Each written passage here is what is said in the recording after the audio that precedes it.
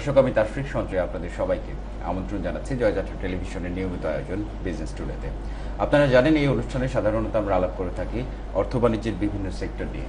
আজ আমরা কথা বলবো পাওয়ার খাতে, এবং এই পাওয়ার খাত নিয়ে কথা বলতে আজকের দিনে আমাদের স্টুডিওতে আমন্ত্রণ জানিয়েছি ক্রস ওয়ার্ল্ড পাওয়ার লিমিটেডের প্রকৌশলী জনাব নাজমুল ইসলাম প্রেসকে। আমরা তার সাথে আলাপ করব। আমরা সরাসরি আলাপে চলে যাচ্ছি। আপনারা যারা আমাদের সাথে আলাপে সরাসরি সংযুক্ত হতে চান, আমাদের স্ক্রিনে দেখানো টেলিফোন নম্বরে ফোন করতে পারেন, এবং আমাদের ফেসবুকে যে পেজ রয়েছে অফিসিয়াল, এই পেজে মন্তব্যের জায়গায় আপনার মন্তব্য জানিয়ে দিতে পারেন, কিংবা চাইলে আপনার বন্ধুদের সাথে এই সেক্টরটি নিয়ে আমরা যে আলাপ করছি সেটি শেয়ার করতে আপনার নিজের ওয়ালেও করতে পারেন শেয়ার। আমরা আলাপ শুরু করছি। প্রিন্স ভাই, আপনাকে ওয়েলকাম। Thank you. আসলে এমন একটা সময় আজ আমরা পাওয়ার সেক্টর নিয়ে কথা বলতে যাচ্ছি, যেখানে স্বাধীনতা পরবর্তী বাংলাদেশ কিন্তু পাওয়ার সেক্টরে আমরা অনেক কিছু অর্জন করেছি। আমরা যদি ধরি তাহলে গত এক দশকের মধ্যে আমরা বেশ খানিকটা ইনক্রিজ করেছি পাওয়ার উৎপাদনের ক্ষেত্রে, এবং আমরা আমাদের রপ্তানির পরিমাণ কিন্তু আমরা বলবো যে অনেকাংশে আমরা রপ্তানি নির্ভর থেকে আস্তে আস্তে স্বাবলম্বী হতে শুরু করেছি, যদিও এটি খুব একটা লম্বা সময়ের ব্যাপার। এবং বর্তমানে শতভাগ বিদ্যুতায়নের ক্ষেত্রে বাংলার ঘরে ঘরে কিন্তু ইলেকট্রিসিটি ব্যাপারটা পৌঁছেছে, এবং অনেক মানুষের সাথে ইন্ট্রোডিউস ছিল না ইলেকট্রিসিটির, তারা কিন্তু ইন্ট্রোডিউস হয়েছে। এবং এখানে দুটো মাধ্যম কাজ করেছে, একসাথে আপনার সোলার সিস্টেম, আর একসাথে আমাদের পাওয়ার গ্রিডের যে জাতীয় গ্রিডের যে বিদ্যুৎ সেটি। এবং আমি একটু বেশি কথা বলে নিচ্ছি শুরুতেই, যে এরকমও কিছু কিছু ঘটনা বা এখন রয়েছে যে সোলার সিস্টেম দিয়ে উৎপাদিত বিদ্যুৎ আবার জাতীয় গ্রিডে আপনি সেল করতে পারবেন, এরকমও অনেকটা অ্যাডভান্টেজ রয়েছে। তো সাম্প্রতিক সময়ে বাজেট ঘোষণা হয়েছে, এই বাজেটে বিদ্যুৎ খাতকে কতটা গুরুত্ব দেওয়া হয়েছে? জি দর্শক ভাই, আপনাকে ধন্যবাদ। জয়যাত্রা টিভিকে ধন্যবাদ আমাকে ইনভাইট করার জন্য। আমরা খুব রিসেন্ট বাজেট দেখলাম, সেখানে কিন্তু বিভিন্ন খাতে যে বরাদ্দ রয়েছে তার ভিতরে যদি আমি বিদ্যুৎ খাতের কথা বলি, বিদ্যুৎ এবং জ্বালানি খাতে প্রায় 28,051 কোটি টাকা বরাদ্দ হয়েছে বিদ্যুৎ খাতে, যেটা গত বছরের চেয়ে 5.84% বেশি। জি, আপনি করবেন যে আমরা লাস্ট কয়েক বছর ধরেই কিন্তু বিদ্যুৎ সেক্টরে খুবই গভর্নমেন্ট একটা নজর দিয়েছে বিদ্যুৎ উৎপাদনের ক্ষেত্রে। কারণ আমরা যদি কিছুদিন আগের কথা চিন্তা করি, আজ থেকে 7-8 বছর আগের কথা, বাংলাদেশে কিন্তু প্রায় অর্ধেক মানুষ কিন্তু বিদ্যুৎ সুবিধার বাইরে ছিল। সেক্ষেত্রে কিন্তু তাদের একমাত্র ভরসা ছিল সৌর বিদ্যুৎ, যেটা এবং এটা কিন্তু খুবই ছোট পরিসরে, হয়তো বা সে কিছু বাসায় লাইট জ্বালাতে পারতো, অথবা একটা দুটো ফ্যান চালাতে পারতো, কিন্তু বিদ্যুতের যে মূল সুবিধাটা সেটা কিন্তু তারা পেত না। সেক্ষেত্রে কিন্তু সরকার খুব দ্রুত একটা পদক্ষেপ নিয়ে এই লাস্ট কয়েক বছরে বিদ্যুতের উৎপাদনটা অনেক ভালো পর্যায়ে নিয়েছে। বর্তমানে আমাদের প্রায় 21,000 মেগাওয়াটের বিদ্যুৎ উৎপাদন হচ্ছে, এবং আমাদের সর্বোচ্চ উৎপাদন ক্ষমতা অলরেডি 12,000-এর উপরে চলে আসছে। এটা কিন্তু আমাদের অর্থনীতির জন্য খুবই পজিটিভ একটা দিক। নিশ্চয়ই নিশ্চয়ই। এবং এখন কিন্তু অলমোস্ট সবাই শতভাগ না আসলেও আমি যতটুকু লাস্ট জেনেছি যে 93% এবং কার্যক্রমটা এখনো চলছে, ঘরে ঘরে বিদ্যুৎ পৌঁছে, ঘরে ঘরে বিদ্যুৎ পৌঁছে দেওয়ার কারণে 93% মানুষ কিন্তু অলরেডি বিদ্যুতের আন্ডারে চলে আসছে, যেটা খুব শীঘ্রই হয়তো বা শতভাগ বিদ্যুতের দিকে আমরা চলে যেতে পারবো। জি। তো এখানে ব্যক্তি পর্যায়ে বা আমাদের বসত বাড়িতে বিদ্যুতের ব্যবহার আর বাণিজ্যিক ক্ষেত্রে বিদ্যুতের ব্যবহারের মধ্যে বেশ খানিকটা তফাৎ রয়েছে। আমরা জানি যে বাণিজ্যিক সেক্টরের অনেক মানে এই অংশটাও খুব একটা কম না, অনেকগুলো কারখানার প্রতিষ্ঠান যারা বাণিজ্যিকভাবে বিদ্যুতের সাপ্লাইয়ের জন্য আবেদিত রয়েছে বা তাদের সরবরাহ আরও বাড়ানোর জন্য আবেদিত রয়েছে। আসলে এই স্বাবলম্বিতা আমরা ঠিক কবে অর্জন করব? আসলে বাণিজ্যিক ক্ষেত্রে বিদ্যুতের ক্ষেত্রে যেটা হয়, বড় বড় ইন্ডাস্ট্রিগুলো আছে, টেক্সটাইল বড় বড় শিল্পগুলো আছে, তারা কিন্তু অনেক আগে থেকে ক্যাপটিভ পাওয়ার, যেটা অর্থাৎ গ্যাস ভিত্তিক যে বিদ্যুৎ উৎপাদন তার উপর নির্ভরশীল ছিল। অর্থাৎ তারা তাদের ফ্যাক্টরির যে চাহিদাটা তারা তাদের জেনারেটরের মাধ্যমে নিজে উৎপাদন করে দিত, গভর্নমেন্ট শুধু গ্যাসের সরবরাহটা করতো। এখন যেটা হচ্ছে লাস্ট কিছুদিন ধরে আমরা দেখেছি যে সরকার কিন্তু গ্যাসের সরবরাহটা প্রায় বন্ধই রেখেছে, কিছু কিছু একদম সিলেক্টিভ কিছু জায়গায় তারা গ্যাসের সংযোগ দিচ্ছে। তো ওই ক্ষেত্রে কিন্তু তখন নতুন যখন আপনি একটা ফ্যাক্টরি করতে যাবেন, তখন যেহেতু আপনি সরকারের কাছ থেকে গ্যাস পাচ্ছেন না, তখন আপনাকে কিন্তু বিদ্যুৎটা সরকারের কাছ থেকে কিনতে হবে। সেক্ষেত্রে তখন কিন্তু তারা সরকারের বিদ্যুতের উপর নির্ভরশীল হয়ে গেছে, এবং এখন কিন্তু সরকারও চাচ্ছে আসলে যে নিজে উৎপাদন করার চেয়ে আমার কাছ থেকে তুমি কিনে নাও, তাহলে সরকারও কিছুটা লাভবান হলো। এই পলিসিতে আসলে সরকার নিজেই বিদ্যুৎ দেওয়ার জন্য করছে। তো সেক্ষেত্রে কিন্তু সরকারের উৎপাদন ক্ষমতাটা অনেক বাড়াতে হবে, কারণ এতদিন যেখানে তারা তাদের নিজস্ব ভাবে তৈরি করতো, সেখানে যখন সরকার দিবে তখন তার চাহিদাটা একটা ফ্যাক্টরিতে কিন্তু নর্মালি আমরা জানি 5 মেগাওয়াট 7 মেগাওয়াট বিদ্যুতের দরকার হয়, অনেক বড় ফ্যাক্টরিতে 20-30 মেগাওয়াট বিদ্যুৎ দরকার হয়। সেটা যদি সরকারকে দিতে হয় তখন কিন্তু তাকে মানে এখন আমাদের দেশে যে বিদ্যুৎ উৎপাদন হয় যার ভিতরে বড় একটা অংশ কিন্তু আপনার কুইক রেন্টাল, যেটা রেন্টাল পট, তার কিন্তু উৎপাদন খরচ অনেক বেশি। এখন এই বেশি খরচের বিদ্যুৎ কিন্তু যদি সে ফ্যাক্টরিতে দেয় তখন কিন্তু সে লাভবান হতে পারবে না, কারণ ভর্তুকি দিয়ে তো ফ্যাক্টরি কন্টিনিউ করা সম্ভব না, সেটা আবাসিকের জন্য প্রযোজ্য হতে পারে। সেক্ষেত্রে কিন্তু সরকারকে মানে স্বল্প খরচে যে বিদ্যুৎ উৎপাদন, যেমন আমরা কয়লা ভিত্তিক আমাদের কিছু প্রকল্প আছে, রামপালে আছে, পাতারবাড়ি আছে, পটুয়াখালী পায়রাতে আছে, এইগুলোতে কিন্তু আমাদেরকে আসতে হবে। কারণ আমি যদি উৎপাদন খরচ কমাতে না পারি তাহলে তো আমি স্বল্প খরচে আমি মানে শিল্প পর্যায়ে কানেকশন দিতে পারবো না, বিদ্যুতের সংযোগটা দিতে পারবো। জি, এবারের বাজেটে অর্থাৎ আগামী অর্থ বছরের জন্য যে বাজেট ঘোষণা হয়েছে, পেশ করা হয়েছে, যেটি নিয়ে এখনো ফাইনালাইজড কার্যক্রম চলছে, এই বাজেটে একজন প্রকৌশলী হিসেবে আপনি যদি চিন্তা করেন তাহলে পাওয়ার সেক্টরকে ঠিক কি কি দেওয়া হয়েছে একটু যদি উল্লেখ করেন তাহলে আমাদের দর্শকদের জন্য হয়তো আরেকবার জানা হয়। আপনি এই শুরুতেই বলেছি কিন্তু যে সরকার এবার 28,051 কোটি টাকা হচ্ছে বাজেটে বরাদ্দ করেছে, যেটা 5.84%। এখন একটা জিনিস হচ্ছে বর্তমানে কিন্তু আমাদের দেশে 53টা বিদ্যুৎ উৎপাদন কেন্দ্র নির্মাণাধীন আছে, যেটা কয়লা ভিত্তিক আছে, গ্যাস ভিত্তিক আছে। তো সেক্ষেত্রে প্রায় 14,202 মেগাওয়াট সম্পন্ন বিদ্যুৎ ক্ষমতা নতুন প্রসেসে আছে। এখন একটা জিনিস হচ্ছে কিন্তু এই যে 5.24%, আপনি যদি একটু খেয়াল করে দেখবেন বিদ্যুৎ সেক্টর যে প্রজেক্টগুলো আছে এখন একটা হিসাব করলে কিন্তু আমাদের মুদ্রাস্ফীতি বা ওভারঅল কস্টিং এর ক্ষেত্রে এমনিতেই কিন্তু বছর শেষে একটা খরচ বেড়ে যায়, স্বাভাবিকভাবেই এমপ্লয়ীদের স্যালারি বাড়ে, জ্বালানি খরচ বাড়ে, সব মিলে বছর শেষে কিন্তু একটা খরচ বেড়ে যায়। সেক্ষেত্রে 5.টা কিন্তু আমি খুব বেশি বলবো না, হয়তো বা একটা মানে যেই প্রসেসে আছে ওই প্রসেসেই আমরা আগাচ্ছি, মানে খুব যে দ্রুত চেঞ্জের জন্য যেটা করবো সেটা করছি না। তবে যদি আমার এই যে নতুন যে 53টা বিদ্যুৎ কেন্দ্র আছে এগুলো যখন উৎপাদনে চলে আসবে তখন কিন্তু আমাদের এই সমস্যা, এখন যে ক্রাইসিসটা আছে বিদ্যুৎ, সেটা কিন্তু কমে আসবে। আপনি দেখবেন যে শহর অঞ্চলে আমরা যারা থাকি তারা কিন্তু বেশ ভালো সুযোগটা পায় বিদ্যুতের, এখন কিন্তু আমাদের জেনারেটরের উপর নির্ভরশীলতা কমে গেছে। গ্রাম অঞ্চলে কিন্তু এখনো সেই সুযোগটা হয় না, যদিও আগের তুলনায় কমেছে, তারপরেও এখনো অনেকটা ক্রাইসিস রয়েছে। শহরে আমরা যতটা মানে অলমোস্ট আমরা কিন্তু এখন অথবা 1-2 ঘন্টা প্রতিদিন বিদ্যুতের বাইরে থাকছি, যেটা আমাদের জন্য মোটামুটি ঠিক আছে, কিন্তু গ্রামে কিন্তু এখনো সেটা। তৃণমূল পর্যায়ে আরেকটা ব্যাপারের সম্মুখীন কিন্তু আমাদের হতে হয় যে পর্যাপ্ত জনবলের অভাব, হয়তো একটা সমস্যা দেখা দিয়েছে, কানেক্টিভিটিটা আবার রিনিউ করে ফেলতে আমাদের খুব অল্প সময় লাগার কথা, সেখানে জনবলের কারণে আমরা কিন্তু বেশি সময় লাগিয়ে ফেলছি। এটা আসলে একটা জিনিস হচ্ছে যে যেহেতু আমাদের দুর্গম যে এরিয়াগুলো আছে এখানে পল্লী বিদ্যুৎ কাজ করে, তো দেখা গেছে শহরে একটা কোথাও ট্রান্সফরমার সমস্যা হলো, অন্য লাইনের সমস্যা হলো, তখন কিন্তু খুব সহজেই আমার ডেস্কো ডিপিডিসি লোক যেতে পারে। যখন রিমোট এরিয়াতে সমস্যাটা হয় ওখানে ওর যেতেই অথবা কয়েক ঘন্টা লেগে যায়। এই জায়গাটা থেকে যেটা পল্লী বিদ্যুৎ যখন তার জনশক্তিকে বাড়াবে, আস্তে আস্তে ম্যান পাওয়ারটাকে করবে, একটু সময়ের ক্ষেত্রে আধুনিকায়ন হবে, তখন একটু মানে এই সময় কিন্তু সময় সাপেক্ষ, এটা কিন্তু আসলে খুব যে রাতারাতি পরিবর্তন। কারণ আমার যদি একদম রুট লেভেলে যদি দ্রুত বিদ্যুৎ দিতে যায়, আমাকে হয়তো প্রত্যেকটা গ্রাম পর্যায়ে বা ইউনিয়ন পর্যায়ে বিদ্যুতের একটা করে সাব সেন্টার করতে হবে, যেটা কিন্তু আসলে খুব যে সহজ ব্যাপারটা তা অনেক খরচের ব্যাপার। নাজমুল ইসলাম প্রিন্স, আপনি ক্রসওয়ার্ল্ড পাওয়ারে কাজ করছেন, আপনাদের এই প্রতিষ্ঠান কি কি উৎপাদন করছে? আমরা আসলে ক্রসওয়ার্ল্ড হচ্ছে কমপ্লিট পাওয়ার সলিউশন নিয়ে কাজ করে, অর্থাৎ আমরা আসলে বিদ্যুৎ উৎপাদন থেকে শুরু করে একদম বিতরণ পুরো প্রক্রিয়াটার সাথেই আমরা জড়িত। তবে আমাদের দেশে সাধারণত যে বিদ্যুৎটা সরকার যেটা উৎপাদন করে বড় পাওয়ার প্ল্যান্টগুলোতে এটা কিন্তু সরকার নিজেই করে, সেক্ষেত্রে আমরা কাজ করি হচ্ছে গ্যাস এবং ডিজেল যে রিলেটেড যে বিদ্যুৎ উৎপাদন হয়, অর্থাৎ গ্যাস ইঞ্জিন এবং ডিজেল ইঞ্জিনের মাধ্যমে যে ডিজেল জেনারেটরের মাধ্যমে যে বিদ্যুৎ উৎপাদন করে আমরা ওই সেক্টরটায় কাজ করি। তাহলে যে গ্যাস ইঞ্জিন এবং ডিজেল এই দুটো ব্যবহার করে আপনারা বিদ্যুৎ উৎপাদন করছেন, সাপ্লাই দিচ্ছেন কাদের? আপনাদের এই বিদ্যুতের ভোক্তা সাধারণত যদি আমি গ্যাসের কথা বলি, আমাদের দেশে যে ইন্ডাস্ট্রিগুলো আছে, শিল্প প্রতিষ্ঠানগুলো যারা এখনো সরকার থেকে গ্যাসের সংযোগ পেয়েছে বা আগে সংযোগ পেয়েছিল গ্যাসের, তারা কিন্তু নিজেরা বিদ্যুৎ উৎপাদন করছে, ওই ক্ষেত্রে আমরা তাদেরকে সাপোর্ট দিচ্ছি।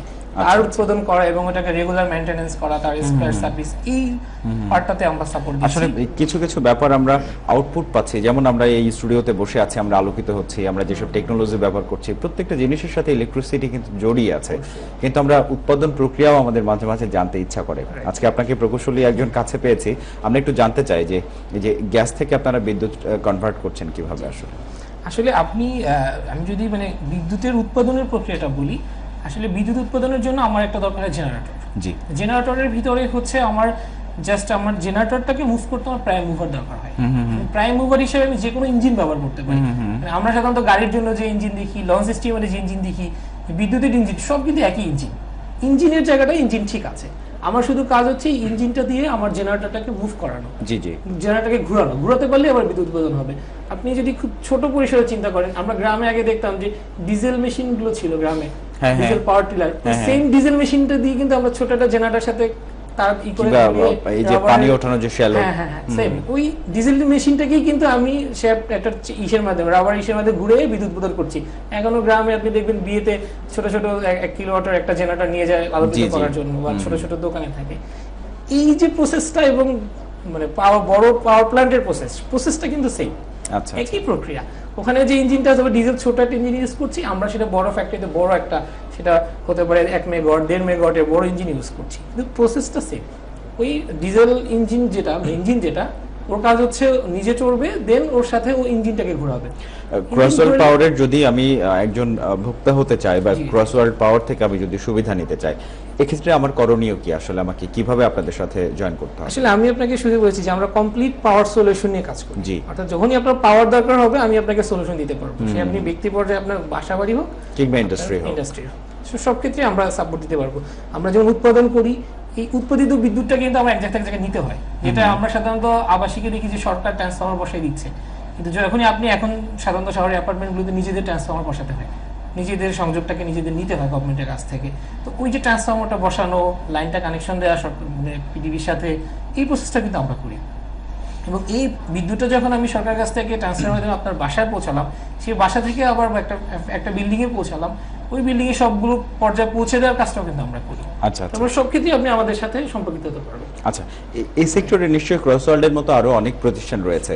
এই সবগুলো প্রতিষ্ঠানকে সমন্বিতভাবে যদি সরকার একটা ট্রিটমেন্ট দেয় এবং তাকে যদি আমরা জাতীয় গ্রিডের সাথে সরাসরি সংযোগের একটা ইচ্ছা করি, এক্ষেত্রে কি আমাদের জাতীয় গ্রিডের বিদ্যুতায়ন আরো বেশি ত্বরান্বিত হবে? ক্ষেত্রে একটা ব্যাপার হচ্ছে যে আসলে সরকার তো আগের যে পলিসিটা ছিল, সরকার গ্যাসের কানেকশন দিয়ে দিতে ইন্ডাস্ট্রিতে, তারা নিজেরা তৈরি করে নিত, সরকার কিন্তু কখনো তাদের কাছ থেকে কিনতো না। এখন ওই ধরনের সরকার শুধুমাত্র সোলারটা এখন কেনা শুরু করেছে, আমি এটা নিয়ে পরে আর বিস্তারিত কথা বলবো। তো এখন পর্যন্ত কিন্তু সরকার সাধারণের কাছ থেকে বিদ্যুৎ কেনার কোনো প্ল্যানিং তাদেরই নেই সোলার বাদে। সেক্ষেত্রে আমরা যে ডিজেল এবং গ্যাসে যে আমরা যখন কাজ করি, এটা আসলে এখন পর্যন্ত ভোক্তা পর্যায়ে চলে আসছে, সরকার এটাকে করছে না। সরকার শুধু যেটা করতে পারে আমাদের ক্ষেত্রে যে গভর্নমেন্টের ট্যাক্স আছে, ডিউটিগুলো আছে, এগুলো এখনো আসলে স্বাভাবিক না, অনেক অস্বাভাবিক। এই জায়গাতে যদি সরকার একটু মনোযোগ দেয়, এই সাধারণ পর্যায়ে ভোক্তা পর্যায়ে এই খরচটা কমে আসবে। একদিকে গভর্নমেন্ট কিন্তু এই ট্যাক্সের ব্যাপারগুলো খুব মনোযোগী হচ্ছে যে আমাদের আরো বেশি রাজস্ব আহরণ করতে হবে, আমাদের যেই বিশাল বাজেট আমরা ঘোষণা করেছি, অনেকেই সমালোচনার ক্ষেত্রে এটিকে স্বপ্নর বাজেট বলছে, আকাশচুম্বী বাজেট বলছেন, বাস্তবায়ন অযোগ্য বলছেন অনেকে সমালোচনা করে। বাজেটের আকারটি কিন্তু আমাদের স্বাধীনতা পরবর্তী 48 বছরের পরের বাজেট হিসাবে এটি প্রায় 700 গুণ বেশি বাজেট। আমরা জানি যে 786 ছিল আমাদের প্রথম বাংলাদেশের বাজেট।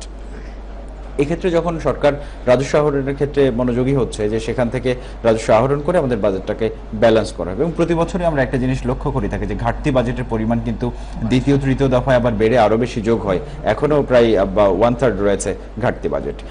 ঠিক এই সময় আপনারা যারা এই সেক্টর নিয়ে কাজ করছেন, তারা রাজস্ব আবার রিডিউস করার কিছুটা আপনাদের প্রত্যাশা রয়েছে। আসলে এই যে একটা গ্যাপ রয়েছে সরকারের সাথে আপনাদের এই সেক্টর ভিত্তিক মানসিকতার, এই ব্যাপারটিকে কিভাবে দেখেন বা কিভাবে আসলে সমাধানটা সম্ভব?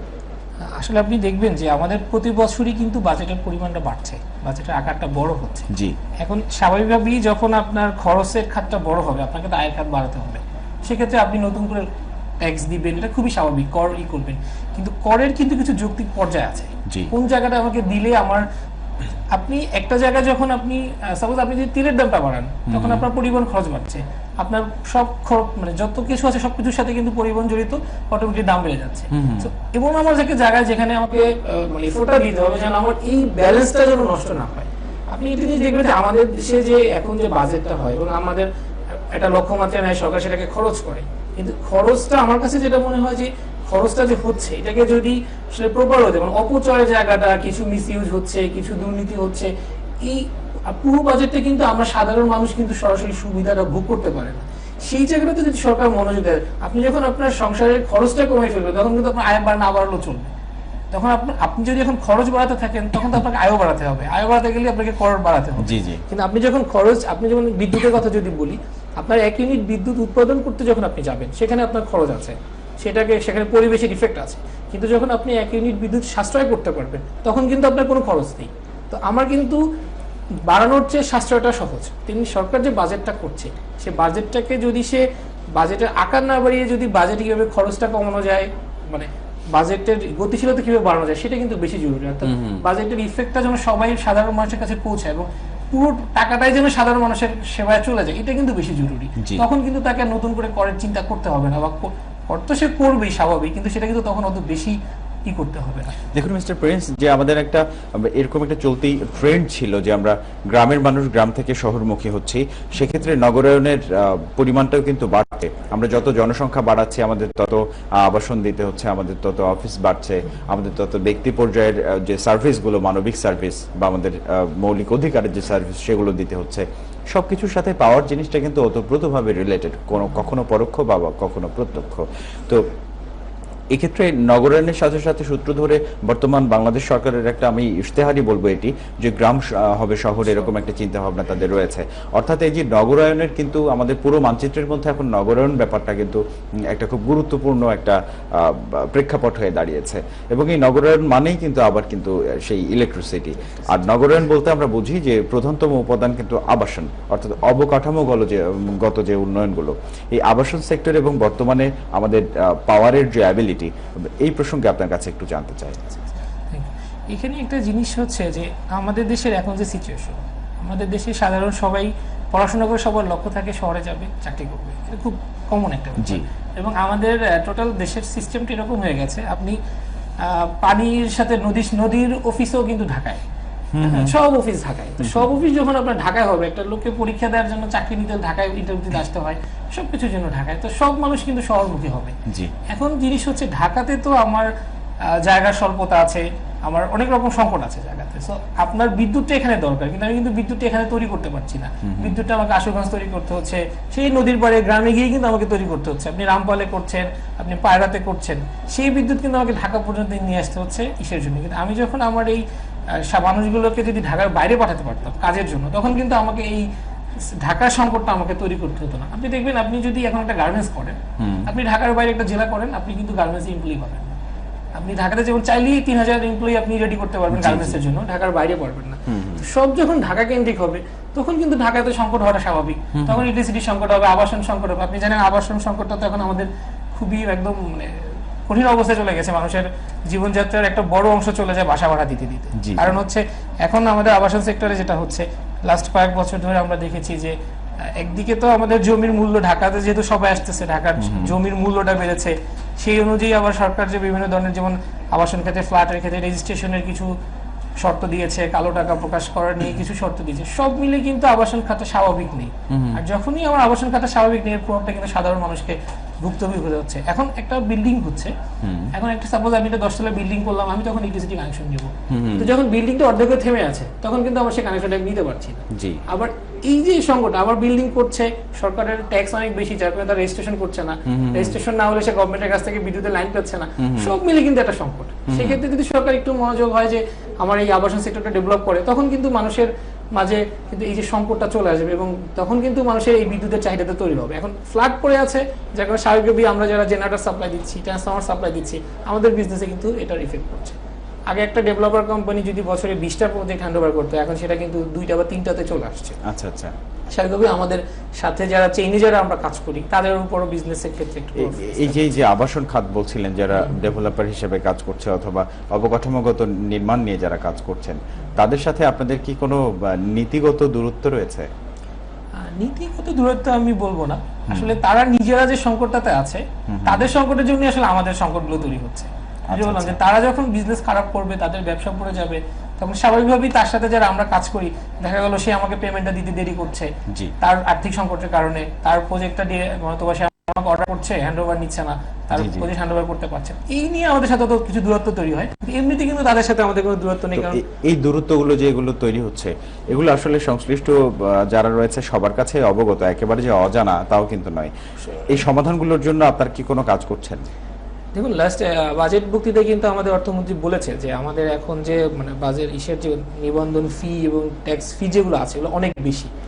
এটা কিন্তু একটা বড় কারণ বাজেটের আমাদের আবাসন হোটেল পিছনে। অলমোস্ট আপনি একটা ফ্ল্যাট কিনতে গেলে আপনাকে 14 থেকে 16% হচ্ছে আপনাকে ট্যাক্স দিতে হচ্ছে সরকারকে, অর্থাৎ একটা 1 কোটি টাকার ফ্ল্যাটই কিন্তু আপনাকে 8-10 লাখ টাকা কিন্তু আপনাকে দিচ্ছে হচ্ছে। তো এই যে অর্থমন্ত্রী কিন্তু সেই জিনিসটাকে অলরেডি ফাইন্ড আউট করেছে এবং রিহাব থেকে অনেক দিন ধরেই বলছে যে এই ক্ষেত্রে যেন ট্যাক্সটা কমানো হয়। পাশাপাশি আমাদের ব্যাংক ইন্টারেস্টটা কিন্তু মাঝে আমাদের একটা ফান্ড ছিল ইসের ক্ষেত্রে আবাসন খাতের জন্য, যেটা এখন নেই, যার কারণে কিন্তু মানে আবাসন ক্ষেত্রে ইনভেস্ট করতে গেলে আপনাকে ব্যাংক লোনটা ইন্টারেস্ট চার্জটা কিন্তু অনেক বেশি। অনেকদিন ধরে আমরা শুনে আসছি যে আমাদের সিঙ্গেল ডিজিটের লোনটা চলে আসবে, কিন্তু আসলে কিন্তু এখন পর্যন্ত আসেনি এবং কবে আসবে এর কোনো কিন্তু সুনির্দিষ্ট কোনো রূপরেখা নাই, যার কারণে হচ্ছে যে অর্থ সংকটের কারণে কিন্তু আবাসন সেক্টরটাকে সে পিছিয়ে আছে। নাজমুল ইসলাম প্রিন্স, আমরা ছোট্ট একটা বিরতিতে যাব, সেখান থেকে ফিরে আমরা আবাসন খাত নিয়ে কথা বলবো, পাশাপাশি বাংলাদেশের পোশাক শিল্প এবং পাওয়ার নিয়ে আপনার কাছে কিছু তথ্য জানার আছে। দর্শক, আমরা এই মুহূর্তে ছোট্ট একটি বিরতি নিব। আপনারা জানেন যে আমরা এই অনুষ্ঠানে প্রতিদিনই ঢাকা স্টক এক্সচেঞ্জের দিনভিত্তিক যে লেনদেনের খবরাখবর কিছুটা জানিয়ে থাকি। আমি বিরতি নেওয়ার আগে যদি ছোট করে আপনাদের আজকের দিনের আপডেট জানিয়ে দিতে চাই, তাহলে দেখা যাচ্ছে যে 19 জুন অর্থাৎ আজকের এই কার্যদিবসে ঢাকার বাজারে কিন্তু মিশ্র প্রবণতা নিয়ে লেনদেন চলছে এবং যেখানে দেখা যাচ্ছে যে মিশ্র প্রবণতার মধ্যে 3টি সূচকের মধ্যে একটি সূচক কিছুটা নেগেটিভ রয়েছে, বাকি 2টি সূচক ইতিবাচক প্রবণতায় দাঁড়িয়েছে। 5 পয়েন্ট বৃদ্ধি পেয়ে 5405 পয়েন্টে দাঁড়িয়েছে ডিএসসি এক্স। অপর সূচক ডিএসসি এর সূচকটি 1232 পয়েন্টে দাঁড়িয়েছে এবং কিছুটা নিম্নমুখী ধারা রয়েছে, যদিও সেটি শূন্যের চেয়েও কম। এছাড়া 1895 পয়েন্টে ডিএস30 অবস্থান করছে, যে সূচকটি দিনের ঠিক এই মুহূর্ত পর্যন্ত 1 পয়েন্ট বৃদ্ধি পেয়েছে। লেনদেন হয়েছে 151.82 লাখ টাকা। লেনদেন হওয়া প্রতিষ্ঠানের মধ্যে দর অপরিবর্তিত রয়েছে 50টির, দর বৃদ্ধি পেয়েছে 141টি এবং 136টি প্রতিষ্ঠান দর হারিয়ে লেনদেন হয়েছে ঠিক এখনো পর্যন্ত। বিরতি নিচ্ছি, ফিরে আবারও কথা বলবো পাওয়ার সেক্টর নিয়ে।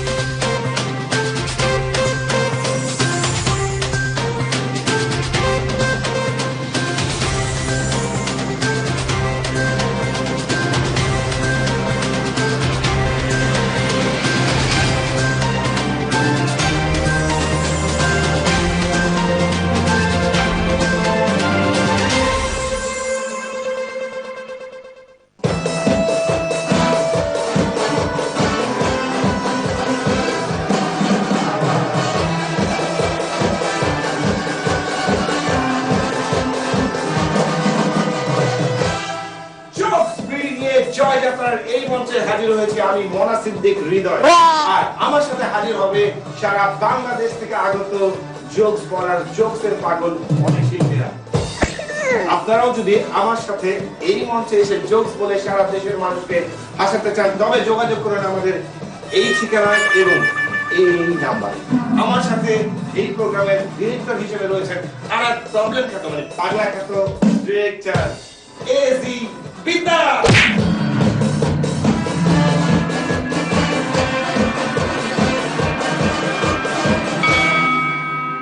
সরাসরি অনুষ্ঠান জয়যাত্রা দেশ সংযোগ দেখায়।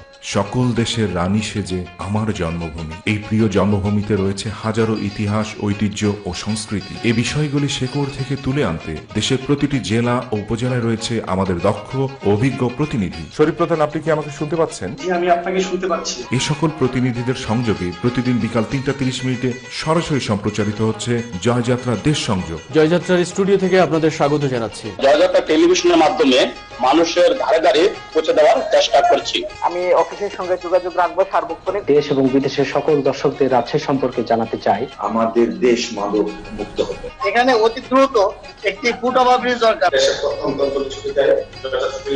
গোমতী নদী হচ্ছে আমাদের ঐতিহ্য, আমাদের গর্ব, আমাদের অহংকারের একটি অংশ। দেখতে চোখ রাখুন শুধুমাত্র জয়যাত্রা টেলিভিশনে। আমরা মাতিয়ে রাখবো গানে গানে সুরে সুরে। ও মনরে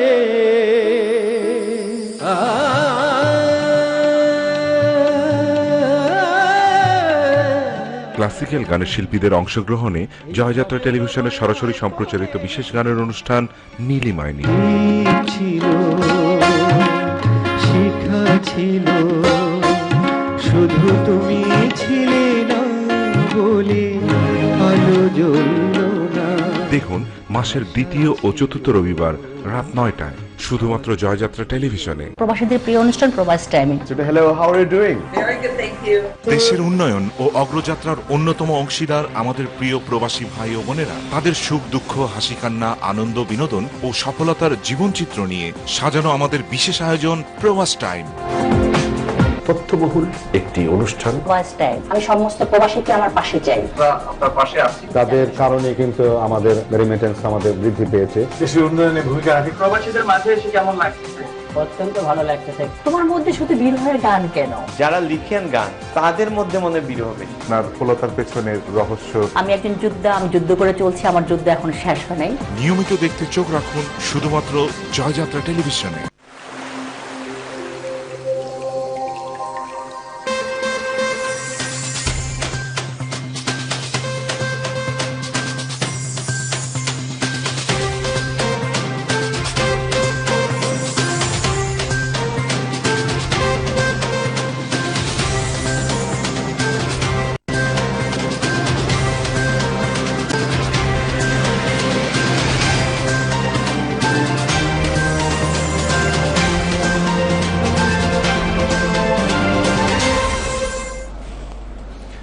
দর্শক বিরতি শেষে আরেকবার নাজমুল ইসলাম প্রিন্সের সাথে আলোচনায় আপনাদের সবাইকে আমন্ত্রণ জানাচ্ছি। আপনারা যারা আলোচনা দেখছেন এই মুহূর্তে টেলিভিশনের স্ক্রিন কিংবা অনলাইনে আমাদের অফিসিয়াল পেজ থেকে, সবাই চাইলেই সরাসরি আমাদের সাথে সরাসরি যুক্ত হতে পারেন। টেলিফোন নম্বরে ফোন করে, স্ক্রিনে দেখানো নম্বরগুলোতে ফোন করে জানতে পারেন পাওয়ার সেক্টর নিয়ে আপনার জানতে ইচ্ছা করছে এমন যে কোনো প্রশ্নের উত্তর। আমরা আলোচনায় ফিরছি। প্রিন্স ভাই, আমরা আগে অঙ্গীকার করে গেছি দর্শকদের সাথে যে আমরা আবাসন এবং পোশাক শিল্পে পাওয়ার নিয়ে কথা বলবো। আপনি আবাসনের একটা পর্যায়ে ছিলেন। জি জি, আবাসন ক্ষেত্রে আমি যেটা বলতেছিলাম যে এখন যে আবাসন ক্ষেত্রে বড় যে সংকটটা ছিল, অর্থাৎ গভর্নমেন্টের রেজিস্ট্রেশন ফি এবং হচ্ছে সুদের যে হার বর্তমানে ব্যাংকের, এই ব্যাপারটাতে তো এই জায়গাটা থেকে ক্ষেত্রে যদি গভর্নমেন্ট যে তার স্টেপ অলরেডি নিয়েছে, যে যেটা কমিটমেন্ট করেছে, অর্থাৎ সুদের হার, প্রধানমন্ত্রী নিজেও কিন্তু বেশ কয়েকবার ব্যাংকের এমডিদের সাথে মিটিং এ এবং বিভিন্ন জায়গায় বলেছে যে সুদের হারটাকে সিঙ্গেল ডিজিটে নিয়ে আসা। এবং পাশাপাশি যদি রেজিস্ট্রেশনের ক্ষেত্রে যে ব্যাপারটা আছে, অর্থাৎ গভর্নমেন্টের এখন প্রায় 14 থেকে 16% হচ্ছে রেজিস্ট্রেশন ফি। এক্ষেত্রে যেটা হচ্ছে, এখন কিন্তু মানুষ রেজিস্ট্রেশন করার ব্যাপারে আগ্রহ হারাচ্ছে। এক্ষেত্রে কিন্তু সে সরকার কিন্তু রাজস্ব হারাচ্ছে। যখন সে রেজিস্ট্রেশন করছে না, অর্থাৎ নিজেরা মিলে একটা ডিড করে নিচ্ছে যে হ্যাঁ এটা আমাদের ফ্ল্যাট, এরকম, সরকার কিন্তু তখন রাজস্ব হারাচ্ছে। আপনি যেটা বলতেছিলেন যে সরকারকে তো ট্যাক্স বাড়াতে হবে, বাজেট বাড়াতে হলে, কিন্তু সরকার এই যে জায়গাগুলো আছে এখানে যদি সরকার মনোযোগ দেয়, এখন সে 14% সে কিছুই পাচ্ছে না। সে যদি এটাকে অলরেডি কিন্তু রিহাব থেকে কিন্তু তারা দাবি করেছে যে 6 থেকে 7% এর ভিতরে নিয়ে আসা, তখন কিন্তু এটাকে কিন্তু এটা সহনীয় লেভেলে যখন আসবে, তখন মানুষ কিন্তু আর এই টাকা বাঁচানোর জন্য সে যে ঝুঁকিটা নিচ্ছে রেজিস্ট্রেশন না করে, সেটা কিন্তু সে করবে না। তখন সে চিন্তা করবে ঠিক আছে 7% হলো, আমি সেফ থাকলাম, আমার কাগজপত্র ওকে থাকলো। এটা করলে কিন্তু সরকার এখানে অনেক বড় একটা রাজস্ব চলে আসে। পাশাপাশি যদি সরকার যদি ব্যাংকগুলোকে সাথে করে এই জায়গাটা আসতে পারে, সাধারণত দেখবেন ফ্ল্যাট যারা কিনে তারা কিন্তু অনেক বড় ব্যবসায়ী হয় না, হ্যাঁ, তারা কিন্তু খেলাপি ঋণের জায়গাটাতে কম যায়। এবং ফ্ল্যাটে যখন গভর্নমেন্ট যখন লোন দেয়, সাধারণত সে ফ্ল্যাট থেকে মর্গেজ নিয়ে লোন দিচ্ছে, তার মানে এখানে কিন্তু ফ্ল্যাট ঋণ হওয়ার সুযোগটা কম, একটা সম্পদ আগেই তো নিজেরা নিয়ে নিচ্ছে। যার কারণে এই ক্ষেত্রে যদি সরকার যখন বিনিয়োগ করবে, ব্যাংক যখন বিনিয়োগ করবে, আমরা সাধারণত ইন্ডাস্ট্রিতে যেটা দেখি, অর্থাৎ শিল্পপতিরা টাকা নিচ্ছে, সে দিচ্ছে না, এক্ষেত্রে কিন্তু এটা থাকছে না। সেক্ষেত্রে কিন্তু যখন আবাসন সেক্টরটা আবার ঘুরে দাঁড়াবে, আপনি বিগত সময়গুলোর মতো যখন আসবে, তখন কিন্তু দেশের জন্য এখন যে একটা ক্রাইসিস, আবাসন এটাও থাকবে না। পাশাপাশি আমরা যারা বিদ্যুৎ সেক্টরে আছি, আমরা যাদেরকে সাপোর্ট দিচ্ছি, আমরা যে ক্রাইসিসটার ভিতরে আছি, হচ্ছে মাল নিচ্ছে, টাকা দিচ্ছে না, মাল নিয়ে এসে ইনস্টল করছে না, হ্যান্ড ওভার করছে না, এই ক্ষেত্রে কিন্তু আমাদের সাথে তাদের এই দূরত্বগুলো দূরে চলে যাবে।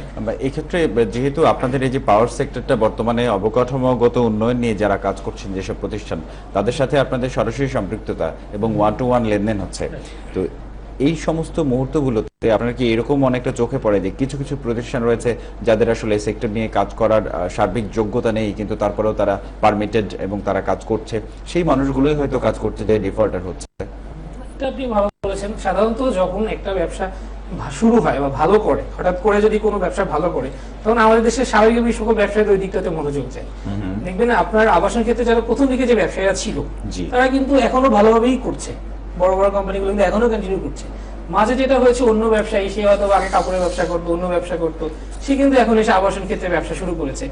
তখন সেই পরিবেশটা ছিল, সে চিন্তা করেছে আমি বিল্ডিং ডেভেলপ করবো, বিক্রি করে দেবো, আমার প্রফিট চলে আসবে।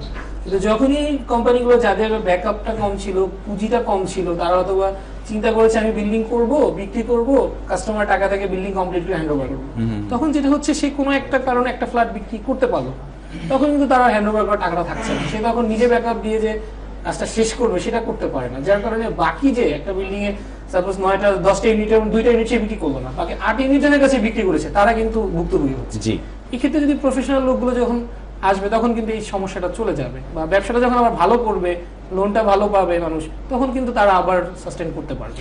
আপনি যে পাওয়ার সেক্টরের প্রতিষ্ঠানগুলো, আপনি সিঙ্গেল ডিজিট লোনের কথা বলছিলেন, এই প্রতিষ্ঠানগুলো আসলে ঠিক কি ধরনের ঋণের সাথে তারা নির্ভর করছে?